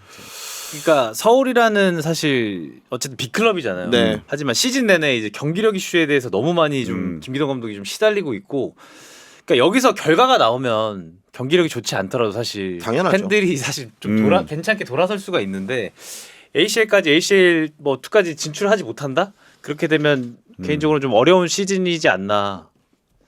그렇게 좀 그렇죠. 보여주고 있죠. 지금 뭐 충분히 어려운 시즌인데 이제 최악의 상황이 되는 거죠. 그렇게 되면은. 그러니까 이승모 선수가 나가고 저희가 이 얘기는 좀 해야 될 것 같아요. 황도현 선수 들어왔을 때 저는 딱 그 생각을 했습니다. 최준 열심히 하죠. 미드필더에서 열심히 하고 뭐 다른 선수들도 열심히 하죠. 근데 어떻게 축구를 해야 되는지 알고 하는 선수는 황도현밖에 없다라는 생각이 들었어요. 그러니까 윤활유 같은 역할을 해주고 있고 그러니까 패스를 보내는 강약이라든지 바라보는 시야라든지 또 전방으로 과감하게 찔러줄 수 있는 이런 도전적인 패스들이 나와야 되는데 그런 역할을 할 수 있는 미드필더가 22세 자원이 최준이 아니고 황도현밖에 없다는 거. 근데 출전 시간에 대한 이거는 어떤 부분을 좀 더 채워야지 출전 시간을 좀 더 늘릴 수가 있을까? 황도현이? 원래는 그 정도로 하면은 거의 90분을 미드필드는 90분을 뛰어야 되는 선수잖아. 네. 어떻게 보면 근데 네. 그게 아니라 황도현은 거의 지금 교체로 들어가든지 아니면 선발로 들어가면 교체로 나오든지 네. 이렇기 때문에 뭔가 이 스태미너나 이런 쪽에서 좀 부족함을 보이기 때문에 빼는 건지 아니면 어떤 거를 좀 채워야 되지 계속 좀 뛸 수 있을까 하는 생각이 들더라고. 이거는 근데 제 생각인데 황도현 선수가 올 시즌 뭐 계속해서 많이 기회를 받았던 선수는 아니지만 올 시즌 부각이 되고 있잖아요. 그렇지. 근데 김기동 감독의 투미들 체제에서는 90분을 소화하기에는 웬만한 쉽지 사실 않아. 체력으로 아, 500란 아. 정도 돼야 그렇지. 사실 소화를 가능하다고 저는 개인적으로 생각이 김봉수, 드는데 서민우 정도 돼야 네, 돼요. 그렇죠, 그렇죠. 예. 김봉수, 이순민 되든지. 아, 그렇죠. 예. 체력적으로 황도현 선수가 준비가 안 되어 있다기보다는 그런 부분에서 투미들이 너무 활동량 커버할 수 있는 범위 자체가 이제 많아지다 보니까 그런 부분에 좀 어려움이 있어서 좀 교체를 해주는 게 아닌가 싶고 그래도 F 서울은 링가드 선수 이제 프로 처음으로 이제 10호골 그죠. 기록했었고 뭐 최준 선수의 이제 퇴장에 대한 좀 변수가 있었지만 후반전에는 그래도 좀 달라진 경기로 보여줬다. 네, 그렇게 링가드가 보여주고 있습니다. 연계하는 플레이도 괜찮았고 안데르손도 링가드가 좀 많이 빠져다니까 그러니까 링가드에게 이 부분도 주문했을 거야. 자꾸 내려오지 말고 좀 더 높은 위치로 들어가서 연계를 했을 때는 그래야 안데르손도 살거든. 두 선수 모두 내려오면 수비 입장에서는 앞에다 내려놓고 보면 땡큐잖아요. 그리고 서울의 실점 장면에서 이제 정다운 위원이 어쨌든 골키퍼 출신이니까 또 강현무 골키퍼의 이 선방 능력, 좋은 선방도 많이 나오는데 그쵸, 그쵸. 실점 장면만 놓고 보면 좀 아쉬움들이 남을 수 있거든요. 그렇죠. 이제 사실 마지막 슈팅도 컨디션이 좋았다면 막았을 것 같아요. 약간의 좀 뭐 어려움은 분명히 있었겠지만 컨디션이 좋았다면 막아야 되는 볼이라고 여겨지고 있고 올 시즌 F 서울이 좀 아쉬운 부분이 사실 골키퍼 부분이거든요. 네. 강현무 선수도 지난 시즌 왔을 때는 컨디션이 굉장히 좋았었어요. 어쨌든 하지만 올 시즌에 봤을 때 계속해서 최철원 선수와 이제 번갈아 가면서 교체로 경기에 출전하고 있는데 골키퍼 부분에서 굉장히 좀 아쉬움이 느껴졌었다. 그러니까 일반적으로 필드 플레이어들이 컨디션이 좋다는 거는 막 드리블 할 때 볼이 와서 달라붙고 컨트롤 잘 되고 슈팅 임팩트 막 타이밍 얹히고 그러잖아요. 골키퍼들이 컨디션이 좋다는 기준은 어떤 것들이 있어요? 뭐 그냥 우리가 단순하게 생각할 수 있지만 실제 경험을 했으니까. 컨디션이 좋을 때는 이제 알아서 몸이 공쪽으로 가요. 반응. 그냥 공쪽으로 반응 자체가 그냥 내가 생각하지 않아도 무의식 중에 그냥 이제 볼이 그냥 손에 와서 맞는 경우들이 많은데 마지막 골 자체는 사실 웬만하면 막았어야 되는 볼이라고 생각이 그러니까 들긴 하지만 박태준 선수의 뭐 슈팅이 안 좋았다라는 건 아니지만 그렇죠. 그래도 골키퍼 이 품 안에 들어오는 공이었잖아요. 네네. 그러니까 골키퍼들의 그런 얘기가 있어요. 몸에 맞고 들어가는 볼은 막아야 되는 볼이다. 이런 이제 좀 불문율처럼 느껴지는 사실 그런 얘기들이 있는데 그 부분에 있어서 선방은 좀 아쉬웠다. 일단 뭐 김천이라는 팀이 정말 좋은 경기를 했습니다. 다음 라운드 경기까지 만약 승리하게 된다면 대전하고 2위 싸움을 펼칠 수 있는 사실 2위 싸움이 대전이 유리하다라고 봤거든요. 이 워낙 김천의 이게 변화가 있어서. 근데 지금 이런 분위기면 또 몰라요. 다음 맞대결이에요. 김천하고 대전하고. 네, 끝까지 좀 지켜보면 좋을 것 같고 확실히 정준영 감독이 시스템 안에서 선수들의 장점을 활용하는 이 플레이 스타일을 보여줬던 경기였다라고 볼 수 있고 서울은 좀 어쨌든 주중 경기가 또 있으니까 아시아 챔피언스리그 경기 통해서 마지막 라운드까지 좀 잘해야 될 것 같아요. 지금 분위기 너무 안 좋아요. 네, 수습이라는 표현 그런데 상하이 상강 이후에 전북과의 경기거든요. 그렇죠. 네, 전북전을 만약에 전북전에서 승리하지 못하고 또 무너지면 강원에게 5위 자리 내줄 수 있습니다. 그렇죠. 네, 마지막까지 이제 봐야 되기 때문에. 그러니까 5위 자리를 확보해야 뭐 아시아 챔피언스리그 2 나가는 게 뭐 대단히 중요하지 않을 수도 있다라고 생각을 할 수 있지만 그래도 어쨌든 가능성을 열어둬야 그쵸. 되니까 그럼요. 그러기 위해서는 파이널 그룹 A그룹에서 A조에서 이 밑으로 밀리지 않아야 된다. 네, 좀 잘 정돈해야 될 것 같습니다. 자, 이번 경기 뭐 하나하나 경기들이 할 말들이 이렇게 많냐? 광주와 울산의 경기를 좀 네네. 이야기해 볼게요. 결과 먼저 말씀드릴게요. 2대0 광주의 승리입니다. 울산이 지금 갈 길이 바빠요. 그렇죠. 광주는 사실 뭐 잔류는 이미 확정을 지어놨고 코리아컵을 준비하면서 결승전을 준비하면서 이제 예행 연습을 하고 있는 과정이다라고 볼 수 있는데 와 2대0 스코어 저는 사실 예상하지는 못했습니다. 그러니까 프리드현슨 선수의 이제 헤더 득점이 있었고 최영 선수의 이제 왼발골 네. 추가골이 있었는데 광주가 뭐 앞서도 계속 말씀을 드렸듯이 수비적으로 정말 일관되게 준비를 잘했었고 그러니까 울산은 경기를 봤을 때 그러니까 예전에 울산이 좋았을 때처럼 시스템은 세워놨던 것 같아요. 포메이션은 이제 뭐 4-3-3이 될 수도 있고 4-1-4-1 이제 4-2-3 형태에 있어서 네. 어느 정도 이제 정우영 선수에게 삼선 이제 수비적인 역할을 맡겨두고 김민혁이 올라가고 조현택 선수를 조금 더 이제 윤종규보다는 공격적으로 활용을 하더라고요. 비대칭으로 약간. 네. 그리고 루빅선 선수가 이제 중앙 쪽으로 들어와서 뭐 3-2-5 대형을 만들어서 광주에 이제 백라인보다는 5명의 숫자를 세워서 그러니까 수적으로 좀 우위를 만들고 잘했을 때에 대한 이제 후방 빌드업 간헐적으로 이제 정호영 선수의 라볼피 하나도 활용을 하고 했지만 광주에 이제 흔히 저희 이제 운동을 했던 사람 나죠. 킥 반응. 킥할 때 이제 수비수 선수들이 물렀다가 반응하는 형태. 그리고 이제 수비수들이 쉽게 울산에 이제 윙어들이 쉽게 돌아서지 못하게 심상민이라든지 조성호 선수가 이제 밀고 들어가서 이제 압박하는 형태라든지 이런 압박을 전방 압박을 울산이 헤어나오지 못했어요. 사실. 진짜. 네. 압박에 대한 좀 어려움이 굉장히 좀 보여줬었죠. 그러니까 공격 작업 자체를 그러니까 공격이라는 게 후방에서 중원을 거쳐서 전방으로 볼을 보내는 게 공격이 아니고 아 그렇죠. 그 위치에서 상대를 어떻게 끌어내고 우리가 어떤 공간을 활용할 것이냐잖아요. 그런 작업이 매끄러웠냐? 사실 그렇지 않았습니다. 맞아. 그러니까 이거는 울산이 공격 전술이 없어라는 말을 하고 싶진 않아요. 광주의 수비 디테일을 뚫어내지 못했어요. 그렇죠. 맞아요. 네, 네. 정확해요. 네. 네. 그러니까 광주의 울산도 어느 정도는 본인들이 잘해왔던 걸 심플하게 정말 심플하게 대응을 했지만 맞아요. 광주가 실시간 대응이라든지 순간적인 이제 전략과 전술이 너무나 잘 먹혀 들었었고 울산도 이제 프리드슨이 너무 이른 시간 득점했잖아요. 득점했기 때문에 이청용이라든지 엄원상을 전반전 한 16분쯤에 굉장히 빨리 교체를 했었고 투입을 시켰지만 공격적으로 뭔가 좀 어려움이 계속해서 느껴졌었던 경기였던 것 같고 광주의 패턴 자체가 너무 좋았어요. 그 득점을 하는 장면들을 보시면 맞아요. 왼쪽에서 왼쪽 측면에서 인스윙으로 이제 센터백과 풀백 사이에 이제 프리든슨이 있어요. 그러니까 풀백과 헤더를 하기 위해서 센터백 좀 뒤쪽에서 순간적으로 시야에서 사라졌다가 이제 헤더하는 장면들이 있는데 좌우 최경록 선수의 득점도 마찬가지였었고 그렇게 이 패턴으로 만들어지는 정말 공격적으로 팀적으로 득점이 나왔기 때문에 광주는 참 일관성 있게 정말 네?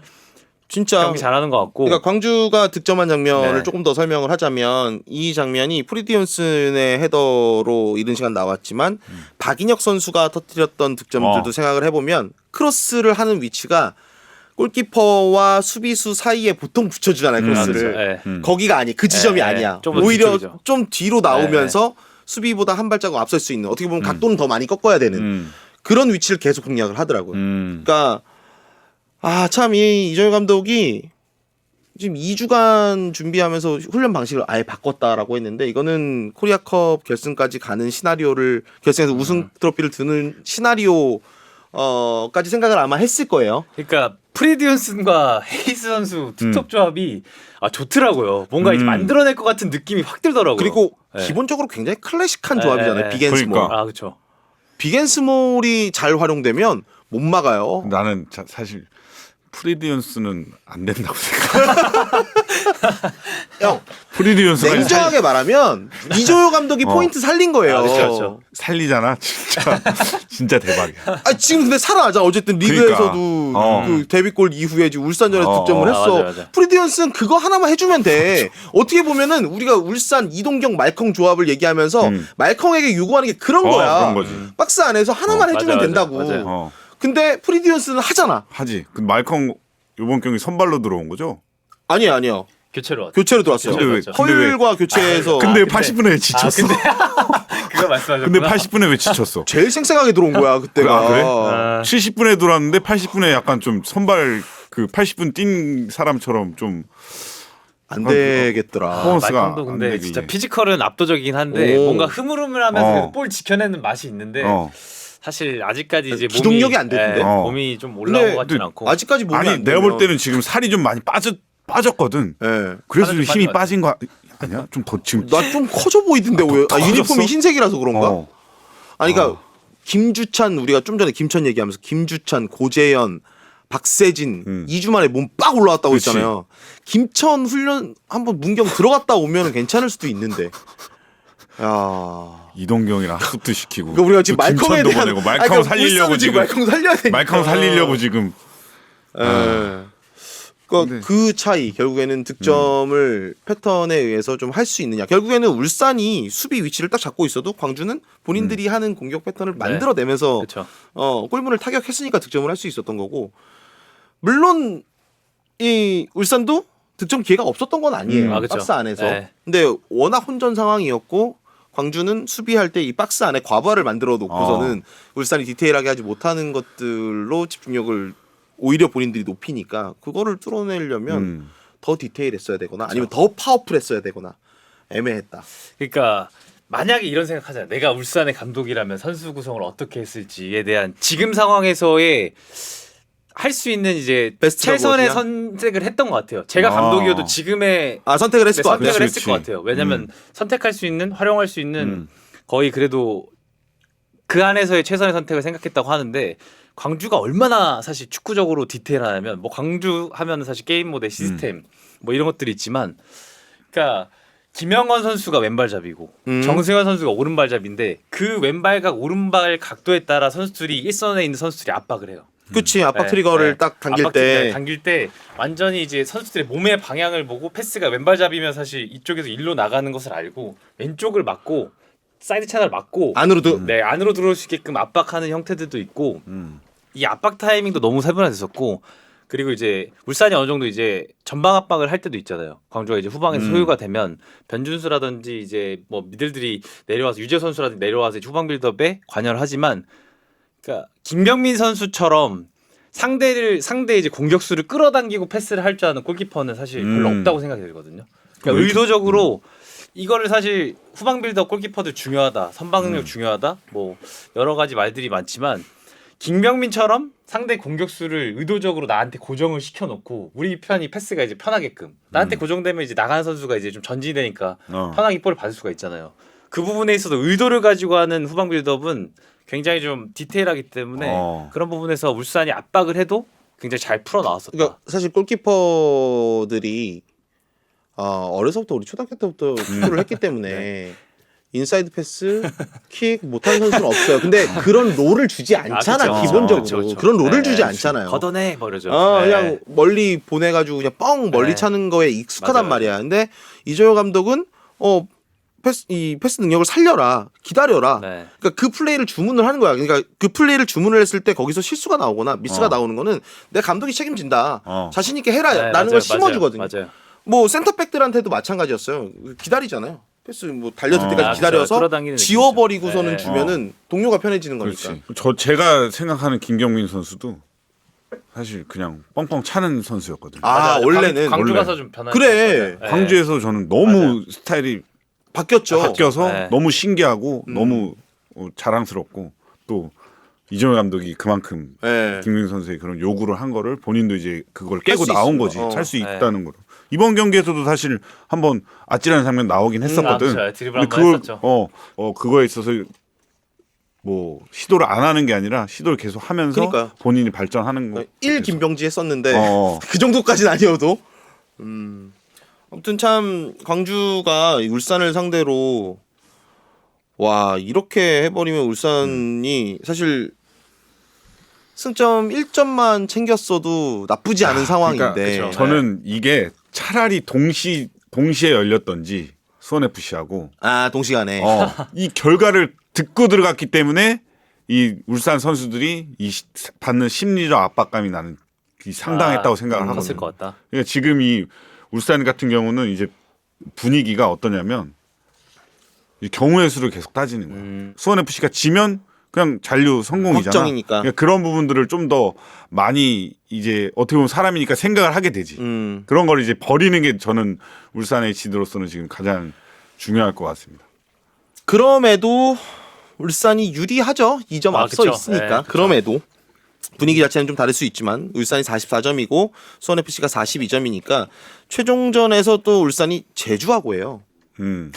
네, 제주하고 합니다. 그 결과에 따라서 뭐 제주하고 순위를 바꾸진 않지만 수원 FC하고 자리를 충분히 바뀔 수 뭐 있죠. 바뀔 수 네, 있고 그리고 다득점 만약에 승점이 같아져서 그랬을 경우에 다득점인데 다득점은 울산이 불리해요. 수원 FC가 그러니까. 쉬운 한 골 넣고 그렇죠. 울산이 42골이니까 야 이거 마지막에 복잡한 상황 나올 수 복잡하죠. 있어요. 예. 경우에 제주도 사실 어려운 상황이기 때문에 네. 승점 따야 되기 때문에 그리고 두 팀을 사실 제가 좀 강하게 좀 팀적으로 얘기를 한다고 하면 울산은 잔류를 확정지은 광주보다 어떻게 보면 간절함이 좀 떨어져 보였어요. 뭔가 이제 잔류한 광주보다 간절함이 떨어진 경기를 했기 때문에 어쨌든 선수 네임밸류 뭐 스쿼드는 좋지만 광주가 이길 수밖에 없었던 경기였다. 이건 정말 동의합니다. 완전 동의. 그러니까 광주가 이길 수밖에 없었던 그렇지. 경기였다라는 그 선수들의 마음가짐에서. 그러니까 자만은 아니에요. 지금 울산이 내가 볼때 자만하고 있는 그쵸. 상황은 네, 아닌데 그런 느낌은 아니죠. 약간의 어수선함 속에 안일함이 있어요. 우리가 울산인데 그러니까 자신감을 불어넣기 위해서 우리가 울산인데 이렇게 해서 이렇게 하면 될 거야.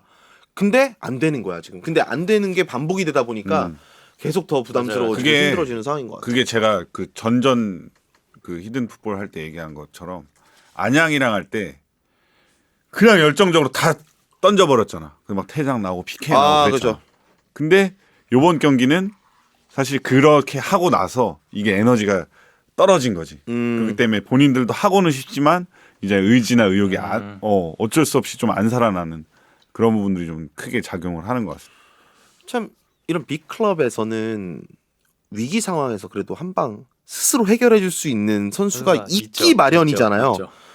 근데 잘 안 보입니다. 근데 그게 이동경 선수를 좀 기대를 했었는데 그러니까요. 부상 때문에 그러니까, 또 빠지기도 네, 했었고. 갈비뼈에 이제 골절이 있기 때문에 참 어려운 상황에 놓여진 울산인데 모든 운명이 다음 주에 결정이 됩니다. 네, 좀 일주일 동안 또 잘 준비를 해야 될 것 같고 어쨌든 마지막 경기 그래도 좀 행운이 따르는 거는 홈에서 하기 때문에 그렇죠. 네. 제주와의 경기 결과 한번 지켜보도록 하겠습니다. 많은 팀들이 캐스팅 보트가 되고 있어요. 뭐 대구와 안양 경기 그리고 수원 FC와 광주 안양이 일단은 기본적으로 캐스팅 보트라고 볼 수 있고 울산 제주는 뭐 스스로 증명해야 되는 상황입니다. 자 다음 경기입니다. 대전과 강원의 경기 제가 현장에 다녀왔습니다. 준우승을 확실하게 굳히려는 대전이고요. 5위로 마무리하기 위한 동기부여를 갖고 있는 강원 FC입니다. 사실 5위라는 성적은 그냥 일반적으로 생각을 하면은 크게 의미 없는 위치 아니야라고 생각을 할 수도 있지만 올 시즌은 아시아 무대로 갈 수 있는 순위예요. 그렇죠. 네. 그렇기 때문에 강원에게는 확실한 동기부여가 될 수 있고 올 시즌 아시아 챔피언스리그 엘리트 경기를 치르고 있는 강원 입장에서는 아시아 무대 맛을 봤단 말이에요. 그렇죠. 그게 금전적인 이득도 당연히 팀에 있지만 현장에서 선수들 또 정경호 감독과 이야기를 해보면 또 김명지 대표이사도 마찬가지고 이 타 국가 리그의 팀들과 국가대항전을 해본다는 것 자체가 팀의 또 선수의 엄청난 발전이다. 그렇죠. 어마어마하지. 그리고 또 이제 그쪽의 트렌드를 몸소 체험하면서 느낄 수 있기 때문에 뭐 여러모로 발전을 도모할 수 있는 아주 좋은 기회다라는 이야기를 했고 그렇기 때문에 꼭 나가고 싶다라는 이야기도 했습니다. 사실 주민규, 이명재가 좀 빠져 있는 대전이기 때문에 최근에 흐름은 너무 좋지만 A매치 브레이크 이전에 전북에게 패배하긴 했지만 그 전에 대단했어요. 상승세를 탔고 현장에서 황선홍 감독의 10월의 감독상 수상을 하는 또 의미 있는 시상식이 있었습니다. 강원은 주중에 또 이 아시아 챔피언스리그 경기가 있기 때문에 홈 경기긴 하지만 경기가 있기 때문에 약간 로테이션으로 나오지 않을까라고 생각을 했지만 마음가짐이 다르더라고요. 왜냐하면 2주간 휴식기 이후의 경기이기 때문에 새롭게 흐름을 잡아가는 상황 속에서 그렇지. 패배하게 되면은 좀 분위기가 또 좋지 않을 수 있다. 그렇기 때문에 들고 나올 수 있는 카드들은 모두 꺼내 들었다라는 이야기를 정경호 감독이 사전에 해줬었고 국가대표팀에 다녀온 서민우 선수는 발목이 조금 좋지 않았다 그래요. 그래서 계속 일정이 이어지니까 이번 경기에는 완전히 휴식을 부여했습니다. 저는 사실 가장 큰 싸움이 벌어질 곳은 이제 중원 플러스 국가대표 풀백이 있는 양쪽 날개들. 근데 강원의 날개 만만치 않거든요. 강준혁과 송준석이라는 이 풀백과 윙백의 롤을 모두 소화하는 선수들의 올 시즌은 저는 이 선수들 없었으면 강원이 이 정도 효과 못 냈다고 봐요. 네. 그러니까 저는 이 송준석 1대1 수비 자세 딱 잡는 거 보고 야 이거 칠 데가 없다는 느낌이 들고 자세 딱 맞춰가지고 머리 탁 들이미는데 야 진짜 그러니까 바깥쪽으로 치고 들어가는 거에 대해서 그 안쪽은 막아놓고 네. 도와줄 선수 기다리면서 네.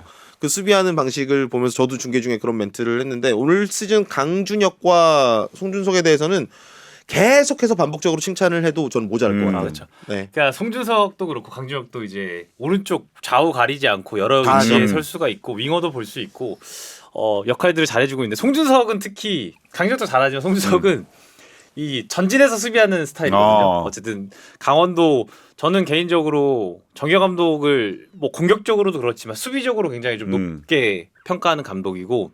그러니까 유병 감독이 감독상 후보에 없었으면 정규 감독이 후보에 들어도 괜찮을 정도라고 저는 개인적으로 생각을 하는데 이 강원의 장점은 공격도 있지만 수비 반응이거든요 선수들이. 아까도 얘기했었던 이제 킥 반응이라든지 세컨볼에 대한 반응을 굉장히 중요시 생각하고 이 풀백들이 사실 내려서 수비를 잘하네요. 송준석이라든지 강조 선수가 완전히 높은 위치에서 하프라인 쪽에서 선수들이 돌아서지 못하게끔 하는 수비 유형이긴 하지만 송준석 선수도 플레이를 보면 한 번씩 이제 free 먹을 때가 있어요. 맞아요. 뒷박 맞는다고 네. 하잖아요. 그런 부분이 있지만 올 시즌에 두 풀백에 대한 역할은 굉장히 좋았었다. 그렇기 때문에 이유연을 이제 중앙에서 잘 활용을 할 수가 있었죠. 그리고 송준석이 뒷방 맞는 거를 커버하는 장치가 있잖아요. 이기혁이라는 선수를 그 위치에 그렇죠. 배치해 놓은 예, 것도 예, 그렇죠. 정경호 감독의 나는 전술 포인트라고 봐요. 왼쪽에 이기혁 선수를 뭐 이기혁 선수가 안 나올 때도 있고 뭐 다른 선수가 나올 때도 있지만 이기혁을 수비 위치에 갖다 놓는 것만으로도 이 커버 능력에 대해서는 뭐 대단하죠. 워낙 기동력이 좋은 수비수기 때문에 이제 그런 부분 때문에 송준석이 더 자신 있게 나갈 수 있는 감독의 포인트다라고 볼 수 있고 반면에 김문환과 기본적으로 이명재 체제의 대전 풀백은 뭐 저희가 베스트 11 후보에도 거론을 하고 그렇죠. 실제적으로 이 선수가 받아야 된다라고 했을 만큼 어마어마하죠. 네. 거기에 이순민과 김봉수가 지키고 있는 중원이 일단 이제 좀 삐걱거렸던 시기도 분명히 있었지만 네. 중반기, 그러니까 중반, 후반기로 들어서는 시점부터는 단단함을 채웠고 사실 원동력이 거기서 나오고 있어요. 이날 경기에서도 딱 절제돼 있습니다. 롤이.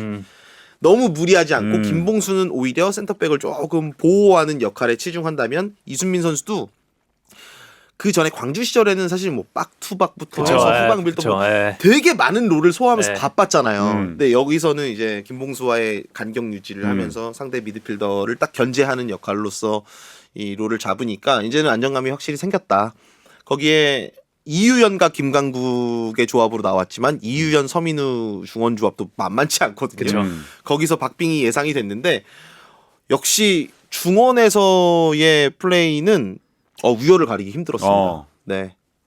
거기에 이제 어쨌든 마사라는 선수가 깍두기라는 표현은 좀 그렇지만 이 보너스로 또 들어오면서 만라인 내려와서 볼을 받아주고 이 밸런스 맞추고 반대로 이제 강원은 이승원 선수가 그 역할을 해주고 또 김대원이 안쪽으로 들어오면서 역할을 해주고 모재현이 들어왔을 때는 김건희가 벌려서 이제 공격 위치의 스위칭이 굉장히 다양하기 때문에 그런 볼만한 경기였다.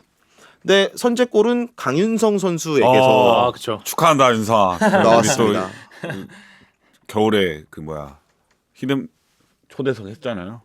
히든 초대석도 했기 때문에 한 번 더 언급을 해주고 싶고 오랜만에 또 선발 출장했잖아. 네, 마음고생이 심했는데 그때는 웃었어야지. 골 넣고는 웃었어요. 골 넣고 되게 좋아하진 않더라고. 좋아한 게 아니라 이제 본인이 이제 내가 여태까지 경기를 못 나오면서 이 준비했던 게 여기서 터졌다는 그런 이 감동적인 뭔가 이 퍼포먼스를 해서 저도 감동은 받았지만 그냥 거기서 이제 힘들 때 웃는 놈은 인류라고 그때 딱 골 넣고 딱 웃었으면 더 멋있었을 것 같은데 아무튼 그 마음고생 좀 털어 넣는 것 같은 득점이어서 개인적으로 좀 축하를 한다고 말하고 싶습니다. 너무 멋있었어요. 궤적이 골키퍼 못 막죠 그거는. 못 막죠. 그거는 못 막죠. 뭐 못 막고 근데 그 친구도 그렇게까지 차는 애가 아니거든.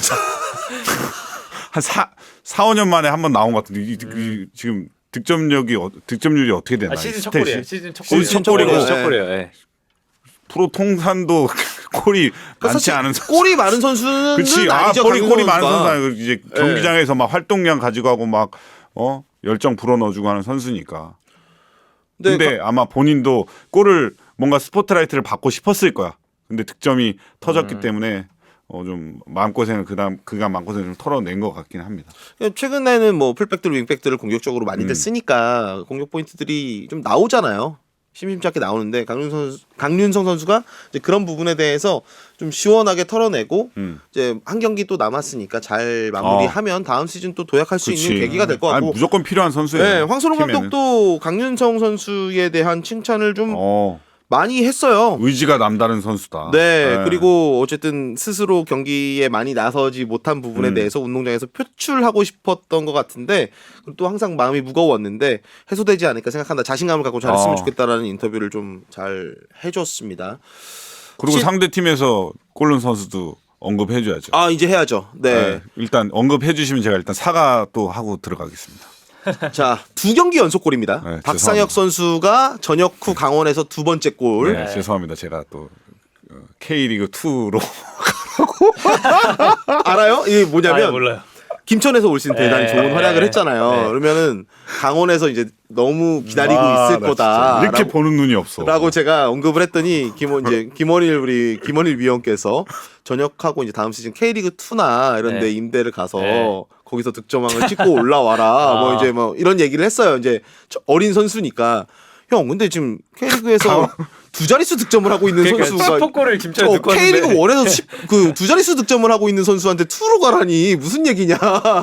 이제 네. 그런 얘기를 했었거든요. 그러니까 박상현 선수가 김천에서 이제 10골 넣고 강원에 와서 이제 2골 두 번, 넣었는데 네. 10여 골 넣었는데 박상현 선수를 저는 개인적으로 들은 건 정경 감독이 너무 좋아해서 그러니까 김건희와의 조합 그리고 박상현 선수의 와서 이제 뛰는 걸 봤을 때 너무 좋아서 9번 자리는 걱정을 그렇게까지 다음 시즌 안 해도 되지 않을까라는 생각이 들 정도로 박상현 선수를 굉장히 마음에 들어한다고 얘기 들었거든요. 아, 왜냐면 네. 외국인 선수가 해줘야 되는 역할인데 사실 두 자릿수 득점하면서 국내 선수들이 최전방에서 최전방 스트라이커로 역할하는 선수가 그렇게 많지 않죠. 않아요. 네, 많지 뭐 않죠. 이호재 그러니까. 선수 있고 그리고 떠오르는 선수 있어요. 주민규 주민규. 그 정도죠. 전진우. 다 상위권에 있는 팀들이에요. 네. 근데 이제 전진은 조금 다른 유형의 그쵸. 네. 공격수고 이제 등지고 약간 9번 클래식한 9번의 느낌을 주는 선수 중에서 저는 박상혁이 굉장히 유연한 선수라고 봐요. 유연하지. 장신임에도 볼 처리하고 돌아서는 과정에서 자세가 굉장히 낮아요.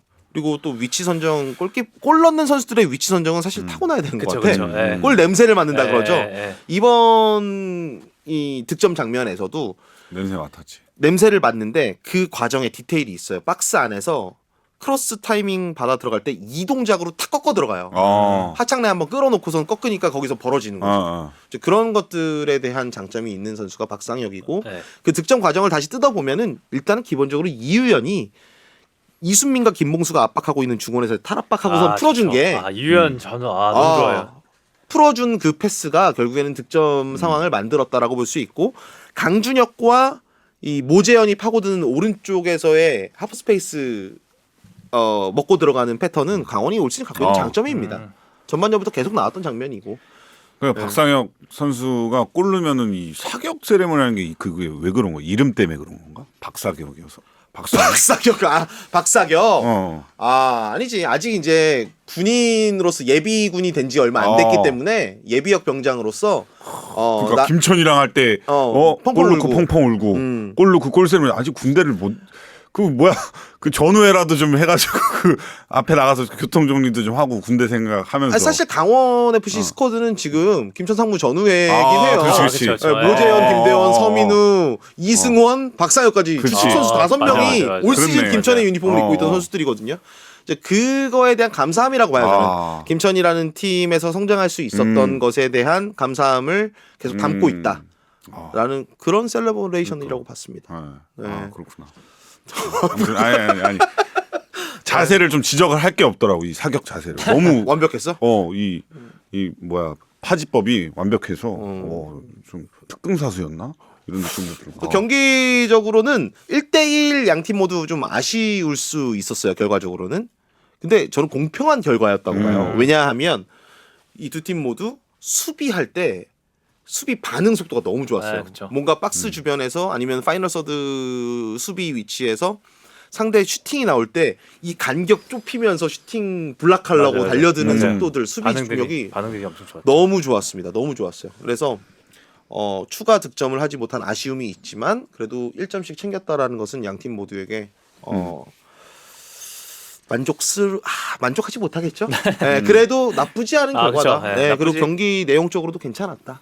나쁘지 않은 결과였고 하나 덧붙이자면 네. 그러니까 두 팀은 대표팀에 갈 수 있는 선수들이 저는 개인적으로는 잠재적으로 굉장히 많다고 생각이 드는데 최근에 있어서 어쨌든 뭐 대표팀에 가기 위해서 좋은 축구를 하기 위해서는 선수들이 좀 제 개인적인 생각에 동작이 좀 이어지는 선수들이 저는 좋은 선수라고 생각을 맞아요. 해요. 공격에서 수비 워낙 전환도 빠르고 조직적으로 압박을 하기 때문에 공을 오래 갖고 있지 못하기 때문에 이 동작이 이어지는 선수들이 강원이랑 대전에는 저는 개인적으로 K리그 내에서는 굉장히 많은 팀이라고 많아요. 생각이 들기 때문에 뭐 승점 1점은 서로에게 나쁘진 않았다라고 좀 보고 있습니다. 네.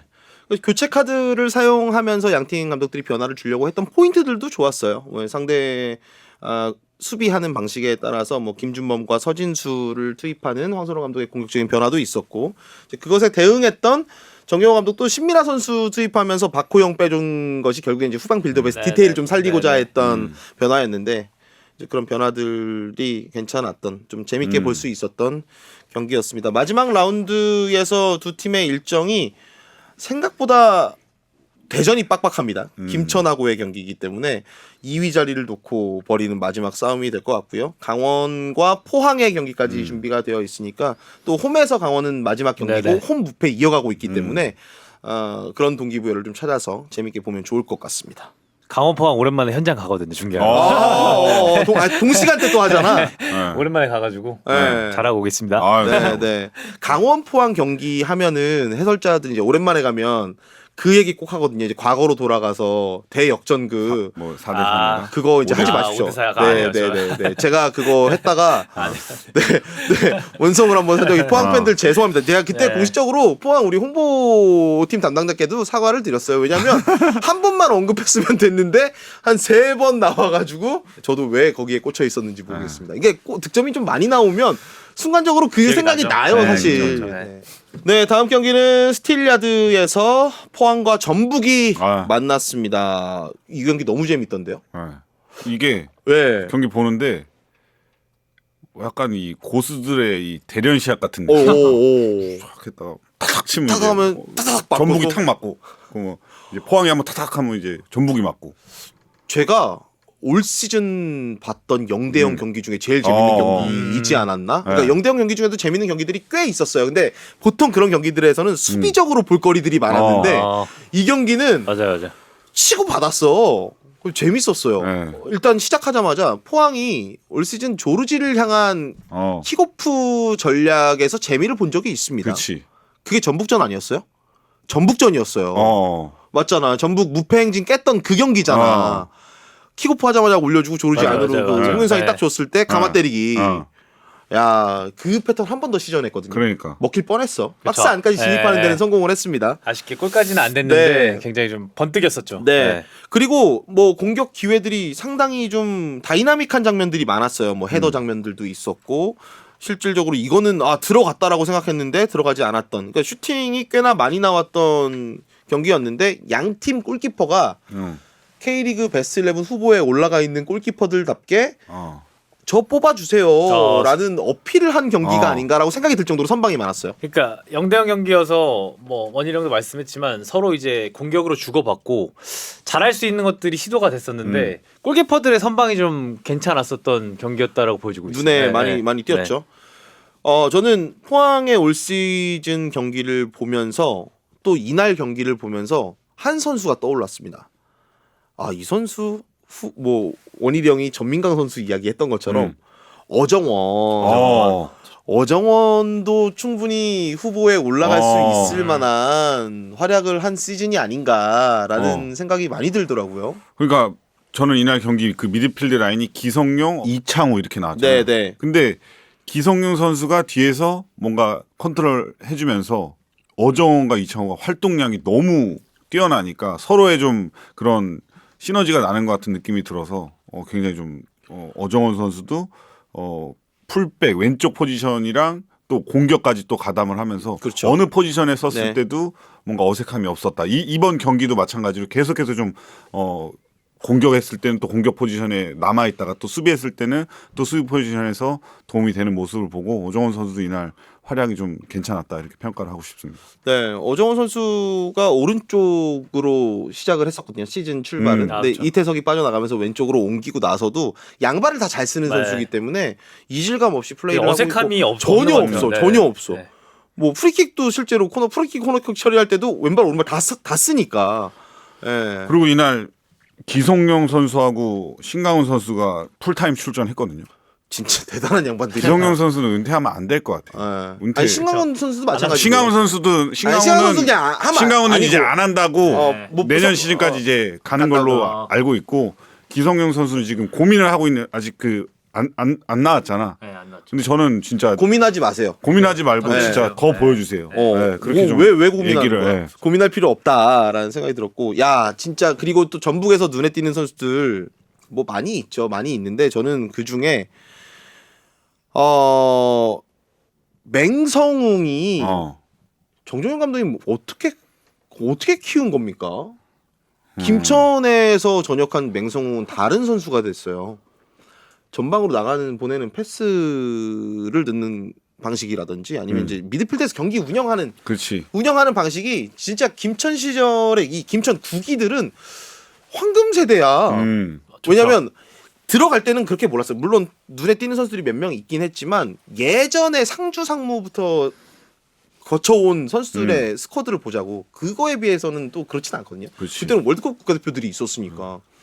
근데 전역한 맹성웅은 다른 딱 전역하고 선수가 딱 왔을 됐어요. 때 이제 포획 감독이 좋아하겠구나 네. 라는 스타일로 변해서 왔다라는 느낌이 들었는데 이제 바로 또 계속해서 선발로 나오는 네. 거 보고 이거는 이제 뭔가 많이 못 써봤으니까 계속해서 좀 선발로 쓰면서 사용을 해보고 싶다는 느낌을 넘어서서 이제 이 선수는 내가 좀 좋아하는 스타일의 유형의 선수다라고 포획 감독이 기용하고 있는 것 같은 느낌이 들었습니다. 그러니까 어떤 감독도 싫어할 수 없는 미드필더가 됐다는 생각이에요. 그러니까 최근에 뭐 우리가 아까 이순민, 김봉수, 뭐 서민우 이런 미드필더들, 이유연 이런 선수들 얘기를 했잖아요. 그런 선수들과 어깨를 나란히 하면서 경쟁할 수 있는 미드필더 맹성웅이 됐다라고 보고 이동주는 사실 뭐 우리가 예측했잖아요. 포획 감독이 되게 좋아하는 스타일의 선수인데 그렇죠. 진짜 좋아할 만한 플레이를 하더라. 전북에서는 딱 전역하고 나서 사실 김천에서는 가장 좀 폼이 안 올라와서 아쉬웠던 선수가 이동준이었어요. 맞아요. 전역하기 전에 막판에는 괜찮았지만 근데 전북 와서는 달라졌던데. 그냥 옛날에 그 이동준의 미소, 살인 미소 네. 볼 수 앞으로도 볼 수 있을 것 같고. 전진이 좀 돋보였었고 돋보이더라고요. 맹성우 선수도 그 정도 선수의 수준의 퀄리티는 사실 좀 디테일에서의 차이잖아요. 그쵸. 볼을 언제 뿌려서 이 타이밍을 네. 맞게 줄 것인지 수비를 어떻게 할 것인지 정말 작은 차이인데 김천에서 정말 맹성우 선수도 업그레이드가 돼서 전역을 한 것 같습니다. 네. 저는 이게 좀 궁금해요. 포항의 외국인 선수들을 어떻게 가야 되나 내년 시즌. 포항의 외국인 지금 준익료도 네. 지금 좋아하시잖아요. 좋아지잖아. 네, 네. 근데 좀 한 시즌 통으로 놓고 보면 좀 아쉬운 시즌 감도 있죠. 있고 네. 그래서 조르지도 물론 터지긴 했지만 뭔가 좀 우리 외국인 선수한테 원하는 그런 역할이 있을 건데 그런 부분에서 조금 이제 교통 정리를 한다고 하면 근데 같이 가야 되냐 말아야 되냐. 저는 지켜야 된다고 생각을 해요. 지켜야 돼. 왜냐면 어. 이 선수들 포항이 못 지키면 타 팀에서 무조건 데려가요. 그렇지. 그럼 부메랑이에요. 부메랑 돼서 돌아옵니다. 무조건 지켜야 되는 선수고 지금 오베르단, 조르지, 주닝요는 무조건 지켜야 되고 일단 다음 시즌부터 외국인 쿼터가 공식적으로는 그렇지. 이제 숫자가 폐지되기 때문에 뭐 출전할 수 있는 선수는 제한이 있지만 이 선수들은 지키고 거기에 이제 좀 아쉬웠던 이 수비 위치에서 그 친구 누구죠? 수비 아스프로. 아스프로. 그다음에 이제 부상으로 결국엔 돌아오지 못한 완데손. 그 부분에 대한 이제 고민들은 해야 됐지만 조르지, 주닝요 고민할 필요 없다. 수준이 아니다. 형이 좀 아까 얘기했잖아. 기성용 은퇴하지 말라고. 그것처럼 주닝요도. 방향은 확실하다. 장점이 확실하잖아요. 그쵸, 주닝요. 그러니까 저도 순간적으로 주닝규는 그래도 이제 놔야 되지 않나 생각했는데 성주형이 얘기하는 게 외국인 한도 어쨌든 보유 자체가 폐지가 됐기 때문에 그만한 메인을 구하기 쉽지 않겠다라는 생각이 갑자기 드는 거예요. 또 어쨌든 적응이 돼 있으니까. 네. 그리고 반대로 생각해봐요. 지금 포항의 골문을 지키는 골키퍼야. 근데 주닝요가 반대편 공격수로 들어온다고 생각해봐. 부담스럽잖아. 그렇지. 그게 가장 커요. 주닝요 득점하지 못했지만 그 오른쪽 측면에서 안으로 네. 파고 들어가는 그 타이밍 이거는 번뜩임이 있죠, K리그급이 아니었어. 음. 밀고 들어가면서 슈팅 타이밍까지 그런 장점들이 있기 때문에 주닝요 선수는 뭐 내부적인 평가는 너무 좋잖아요. 선수들 사이에서 조르지도 마찬가지고 그렇지. 이제 스탯에 대한 아쉬움이지만 이 스탯은 한번 터지기 시작하면 좀 말도 안 되게 터지니까 한번 그거는 믿어봐야 될 것 같고 전북은 분위기가 0대0 무승부지만 괜찮아요. 나쁘지 않습니다. 실점하지 않았고 결국에는 포획 감독도 코리아컵 결승에 대한 포커싱을 하고 있을 것 같은데 이번 라운드 경기만 놓고 생각해 봅시다. 전북의 공격 작업 괜찮았잖아요. 근데 결정을 짓지 못한 아쉬움은 있었어요. 광주의 그 단단한 수비 조직을 뚫으려면 이날 경기 되면 놓고 보는 거야. 가능할까요? 저는 저도 가능할 것 가능하다. 같긴 해요. 예. 가능하다. 득점은 나올 것 같아요. 예. 득점 나온다. 예. 제가 저번 회차에서도 그냥 농담 삼아 농담이긴 농담이지만 어쨌든 우리가 K리그를 다 보고 있으니까 코리아컵 결승전 승부차이 간다라는 얘기를 했었거든요. 그래요? 그러니까 득점이 나오더라도 많이 나오진 않을 거고 그래서 결국에는 송범근과 김경민의 골키퍼 대결이 될 것 같다라는 예측을 했었는데 네, 어쨌든 두 팀 모두 코리아컵 결승에 가 있는 두 팀 모두 좋은 분위기를 이어가고 있는 것은 맞는 것 같습니다. 네, 더 언급하고 싶은 선수가 있거나 이거는 있어요. 네, 포항이 인구가 48만 조금 넘는데 맞죠, 평관이 맞죠, 1만을 네, 찍었더라고. 이거는 대단한 진짜 기록이에요. 뭐 이종화 단장님 이하 이제 선수단 네. 진짜 노력했다. 아니 포항에 스카우터 자리 노리고 있어요. 아니. 단장님이 올해 와서 저희 망고빙수 30그릇 팔아줬고. 김포 분이시잖아 또. 김포. 원래 사우동. 김포 분이시잖아. 이종화 40그릇? 30그릇. 뭐 어디에 그 코리아컵 원정 왔다가 포항 팬들 다 여기 또 고맙게도 또 저희 카페 많이 찾아와 주셨는데 이종화 단장님이 또 연락 없이 오셔가지고 와. 내가 골든벨 올린다 그러더니 골든벨. 야. 아니 사실 원일이 형 카페가 김포에 위치하고 있는 포항 향후회야. 그렇지. 사무소야. 포항 많이들 향후회 또, 사무소. 오시더라고. 좋습니다. 이건 진짜 대단하다는 좀 네. 얘기해 줘. 네, 1만 관중 돌파의 기록 포항 축하드리고 그만큼 재밌는 축구를 했다. 물론 올 시즌 전체적으로 놓고 보면 기복이 좀 있긴 했지만 그래도 이거 쏙 들어갔네. 태아 드라마 시즌 2 쏙 들어갔네. 한창 이제 안 좋았으니까. 네, 재계약했으니까. 네. 박태하 감독의 포항과 거스포의 감독의 전북이 비겼지만 재밌는 경기를 했다. 그렇죠. 네. 포항은 어쨌든 서울이 패하면서 4위 확정을 했고 네. 전북도 우승한 상태로 왔으니 코리아컵 준비를 하고 있으니까요. 양팀 모두 부담이 좀 덜한 네, 상태이기도 했고요. 하지만 느슨해질 수 있는 그 동기부여를 타이트하게 잡아줬던 멋진 경기였다라고 말씀드리면서 정리할 수 있을 것 같습니다. 마지막 경기입니다. 사실 대구의 올 시즌이 끝날 수도 있는 위기였는데 또 벼랑 끝에서 올라왔어요. 1대1 무승부. K리그 어떻게 보면은 이번 시즌에서 가장 관심을 받았던 경기라고 볼 수 있죠. 이 경기만 일요일 날 했어요. 5경기는 토요일 날 했고 제주와 대구의 경기만 똑 띄어서 일요일 날 했는데 뭐 저는 이제 서울 이랜드 경기 다녀오느라고 실시간 라이브로는 보지 못했고 다시 이제 리플레이로 재방송을 보긴 했는데 멸망전이라는 표현으로 정리되는 경기였잖아요. 어떻게 보셨습니까? 일단은 경기 내용.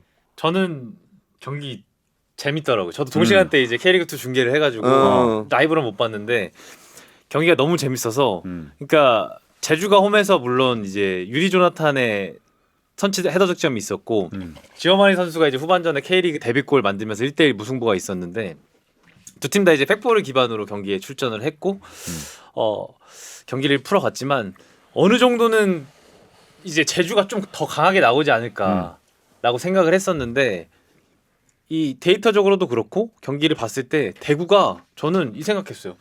왜 이렇게 편하게 경기하지? 대구가 네. 지면 끝인데 왜 이렇게 편하게 강등 걱정 없이 본인들이 생각하는 플레이를 하지? 그러니까 이런 걸 느꼈던 게 유기적인 포지셔닝 그리고 김병수 감독 체제에서 대구 축구가 완전히 자리를 잡았다. 저는 사실 깜짝 놀랐어요. 경기를 운영하는 감항을 안 하니까 압박을 방식이라든지 받는 게 패턴 자체에 있어서 굉장히 놀라움이 있었고 그러니까 제주는 홈에서 경기를 펼치고 이창민 선수의 퇴장 징계로 출전하지 못하면서 이제 김정민 선수가 굉장히 오랜만 리그에선 첫 번째로 이제 선발로 출전을 했는데 네. 뭐 후반전에 교체가 되긴 했지만 유리가 제주를 살렸다. 그러니까 수비수들의 집중력도 있었죠. 유리 조나탄이 올 시즌 대구를 상대로 4경기에서 지금 4골 넣고 있다고 맞아요. 기록적으로 나와 있는데 유리 조나탄의 헤더골이 제주를 살렸다. 그 대구만 만나면 유리조단 터지잖아. 네. 그런 팀들이 있잖아요. 꼭 있어. 특정 팀에 강한. 어떻게 보면 티아고는 포항에 강했는데 포항 스틸리아드에서 강했는데 사실 유리 조나탄의 득점이 어쨌든 전반전에 먼저 나왔기 때문에 유리한 상황에서 엄청 유리하죠. 아 그렇죠. 엄청 유리한 상황이죠. 홈에서 선제골이 나왔으니까. 근데 결과적으로는 그걸 지키지 못한 제주고 역전 당하지 않은 게 오히려 다행인 상황이 된 거예요. 네. 사실 근데 유리 조나탄의 득점이야 뭐 유리 조나탄이 잘하는 걸로 나왔다라고 치는데 지오바니의 득점 장면 물론 침투가 좋았지만 이건 제주 수비진에서의 실수다라고 볼 수 있는 부분이거든요. 올 시즌 원일이 형이 계속 짚어줬던 이 제주 수비 라인에서의 실수 어떻게 보면 또 나왔다라고 저는 보고 또 나온 있는데, 거죠. 네, 그 상황 두 선수가 약간 겹치는 상황이잖아요. 네. 어떻게 해야 돼요? 뭐 콜을 안 한 거긴 한데 네. 그런 뭐 압박을 받는 상황에서 콜을 안 했다기보다는 무조건 자기가 한다는 그쵸, 생각으로 네, 맞죠. 그냥 쌍둥이 맞죠. 발차기라도 나갔어야 맞죠, 되는 맞죠. 거지. 네. 아니 이게 올 시즌 내내 제주를 괴롭혔던 것이 수비진에서의 실수야. 단단함이 있지만 실수 한 방으로 와장창 깨져버리는 게 지금 37라운드 멸망전에서도 나왔단 말이에요. 그렇죠. 그러면 이건 38라운드에서도 나올 수 있다는 얘기예요. 이거는 고질적인 문제인 거야. 근데 그게 개선이 안 되고 있어요. 그러니까 이거를 개선하려면 실력의 문제가 아니잖아요. 실력의 문제는 아니지. 어떻게 뭐 어느 부분에 좀 집중을 해야 되는 거예요? 그냥 송주훈을 빼야 돼요? 뺄 그게 수도 없는 상황이에요. 지금. 그니까. 어떻게 뺄 거야? 그러니까 사실 송주훈 선수 뭐 이게 농담처럼 얘기를 했지만 송주훈 선수 자리에서 실수가 좀 유독 많아요. 많아요. 송주훈 선수가 잘해요. 안정적으로 잘하다가도 결정적인 상황에서의 실수가 올 시즌 적지 않습니다.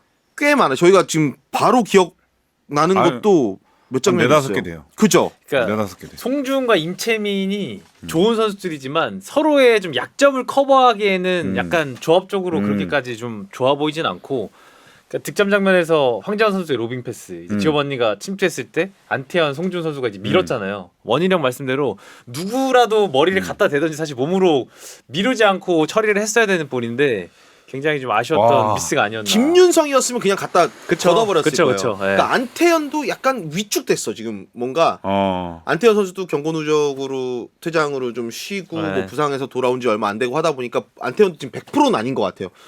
그러다 보니까 이거는 그렇게 줄 꼴이 아닌데. 그냥 이렇게 실점하고 진짜 경기 안 넘어간 게 진짜 다행이에요. 넘어갔어도 이상하지 않은 그쵸. 상황이었고 네. 에드가 골 터졌을 때 저는 진짜 끝났다고 끝난 생각을 거예요. 했는데 다행히 네. 뭐 제주 입장에서는 다행으로 그게 골 취소가 되면서 에드가의 골 취소 또 어떻게 보세요? 에드가의 골 취소는 파울이 맞는 것 같은데.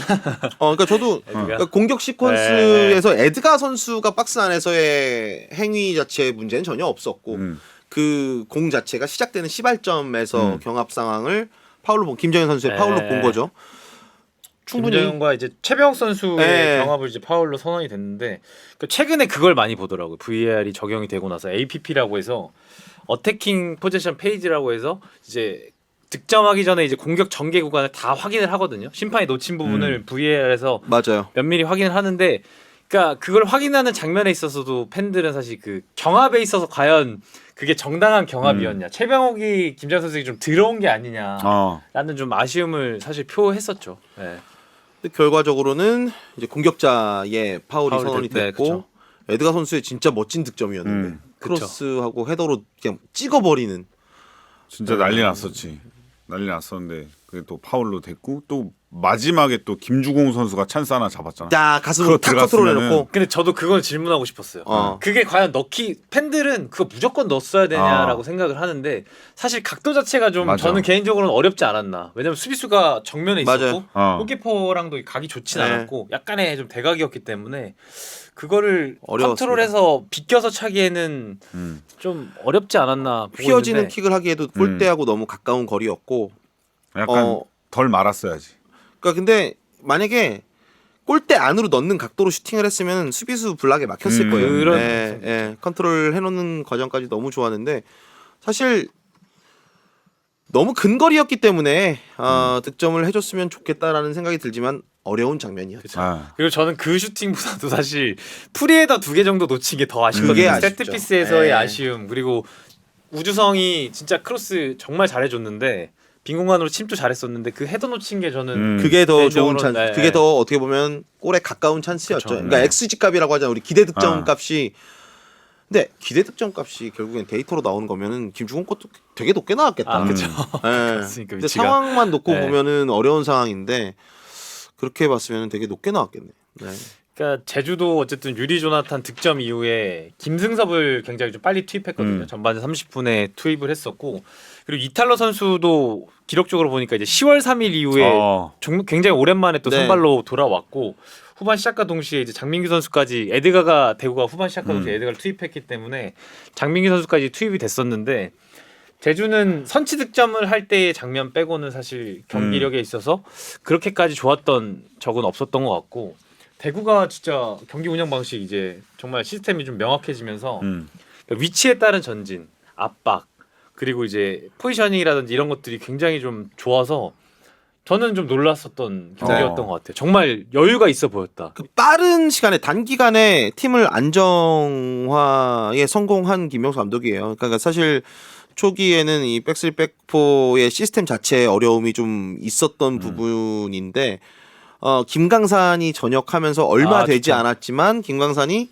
미드필더도 봤었고 또 측면도 볼 수 있고 센터백으로 들어왔을 때 황재원 활용도가 다양해진 것 이거는 굉장히 큰 장점이다라고 볼 수 있고 지난 경기에서 결승골을 넣었던 김현준 선수도 최근에 정원택과 김현준 네, 좋죠. 이 부상자들이 빠져 있는 위치에 정말 알토란 같은 그쵸. 역할들을 네. 그러니까 김명수 감독이 원하는 거는 뭐 공격 위치에선 자유도를 줄 수밖에 없지만 후방에서부터 수비하는 방식이나 경기를 풀어가는 빌드업 과정에서의 포지셔닝 이런 것들을 너무 빠르게 이해하고 따라가고 있는 것 같아요. 그렇죠. 그래서 사실 이번 라운드에서 승패가 좀 갈리지 않을까라는 예상을 했는데 어쨌든 제주도 버티는 힘은 있으니까. 그러니까 그렇죠. 제주가 실수만 안 했으면 이긴 그렇지. 거예요. 이것도 무조건 이기는 거죠. 이것도 이긴 거예요. 그쵸. 제주는 확실히 이제 전반전에는 좀 괜찮았다. 후반전에 좀 떨어지는 페이스가 네. 있다면 대구는 최근에 그래도 이제 10경기에서 90분 이후에 득점이 한 7골 정도 나왔거든요. 대단하죠. 90분 이후에 가장 K리그1에서 그래도 강한 팀이기 때문에 마지막까지 좀 치열했었는데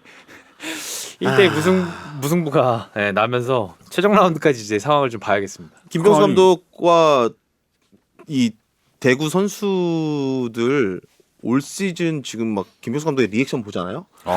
그동안 해왔던 제자들 다 잊었을 것 같아요.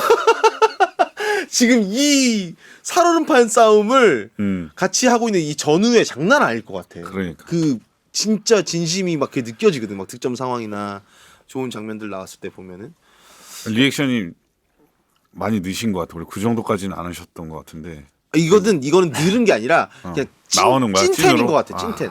찐텐으로 나올 수밖에 없는 맞아요. 리액션이지 않을까라는 생각이 많이 들어요. 그러니까 김병수 감독이 어쨌든 5월 말에 이제 대구에 부임을 하고 첫 승리가 길었고 어려움이 분명히 있었지만 대구를 이렇게까지 축구를 할 수 있게끔 만들었다. 축구적인 아이디어가 사실 뭐 예전부터 들었지만 정말 뛰어나시다라고 생각이 들고 있고 그러니까 고집스러움은 있지만 어쨌든 그런 것들이 좀 내려가면서 유연함이 생기신 것 같아요.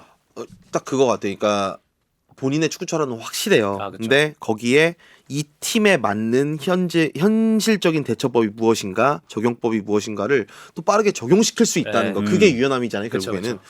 와, 그 능력을 올 시즌을 보면서 김용수 감독님에 대한 부분을 진짜 높게 좀 보게 되는 또 하나의 시즌이 아닌가. 그런 생각이 듭니다. 그러니까 예전에는 좀 고집을 못 버리셨던 것 음. 같거든요. 내가 하고자 하는 축구는 이거야. 내 축구는 이거야. 강원 시절에 네, 좀 그랬죠. 강원에도 그랬었고 뭐 이랜드 때도 그랬고 네. 사실 뭐 손삼성에도 그랬고 이렇게 버리시진 않았었는데 대구에 와서는 조금 더 이제 현실적으로 살아남아야 되기 때문에 그 축구 철학에 있어서 조금 더 이제 유연함이 생기신 것 같아서 저는 개인적으로 좀 놀랐었던 제주와의 경기였다. 대구의 경기 방식이었다. 굉장히 좋았다라고 보여주고 있습니다. 네. 어쨌든 승점을 한 점씩 나눠 가지면서 다시 똑같은 상황이 됐습니다. 이게 똑같은 상황이라는 거는 결국에는 마지막에도 제주가 유리하다는 그쵸, 거예요. 그쵸. 3점 앞서 있으니까. 이 제주는 무승부만 해도 다이렉트 강등이 되지 그쵸? 않습니다. 네. 대구는 이겨놓고 승점 3점을 무조건 확보해놓고 제주의 경기 결과까지 챙겨봐야 네. 되는 상황이니까 근데 대구가 이제 좀 다득점에는 사실 지금 앞서 유리한 있죠. 상태고 네. 제주도 울산 만나기 때문에 울산도 네. 비교도 불안하기 때문에 사실 만만치 않죠. 네. 그래서 참 마지막 라운드까지 저희가 손에 땀을 쥐고 좀 봐야 되는 상황입니다. 대진을 한번 다시 말씀드리면 울산은 제주를 만나고요. 그리고 대구는 안양을 만납니다. 그리고 수원FC 광주, 그리고 전북과 서울의 경기 있고 강원과 포항, 김천과 대전의 경기로 올 시즌 K리그 1 38라운드가 이제 마무리가 되는데 또 동시간대에 펼쳐지기 때문에 저희가 현장 어디 가시죠? 울산 갑니다. 울산. 울산 제주. 제주 뭐 게스트를 뭐 이렇게 얘기를 하길래 제가 게스트 겸 패널로 참여하겠다. 가서 현장에서 그 따끈따끈한 소식을 뭐 저희가 이제 방송 히든프로 K 방송을 할 때는 결과를 알고 보는 거지만 현장에 따끈따끈한 소식을 좀 담아주셨으면 좋을 것 같고요. 정다운 위원도 강원 포항 네. 가서 또 강원의 올 시즌 마무리, 포항의 올 시즌 마무리 잘 중계해 주시면 좋을 것 같고 뭐 일정이 나와봐야지 알겠습니다만 다음 라운드 종료 후에는 어쨌든 주원이 형이 돌아오시니까 주원이 형과 함께 여러분께 좀 찾아뵙도록 하겠습니다. 오늘 방송은 여기서 마무리 짓도록 하겠습니다. 감사합니다. 감사합니다. 감사합니다.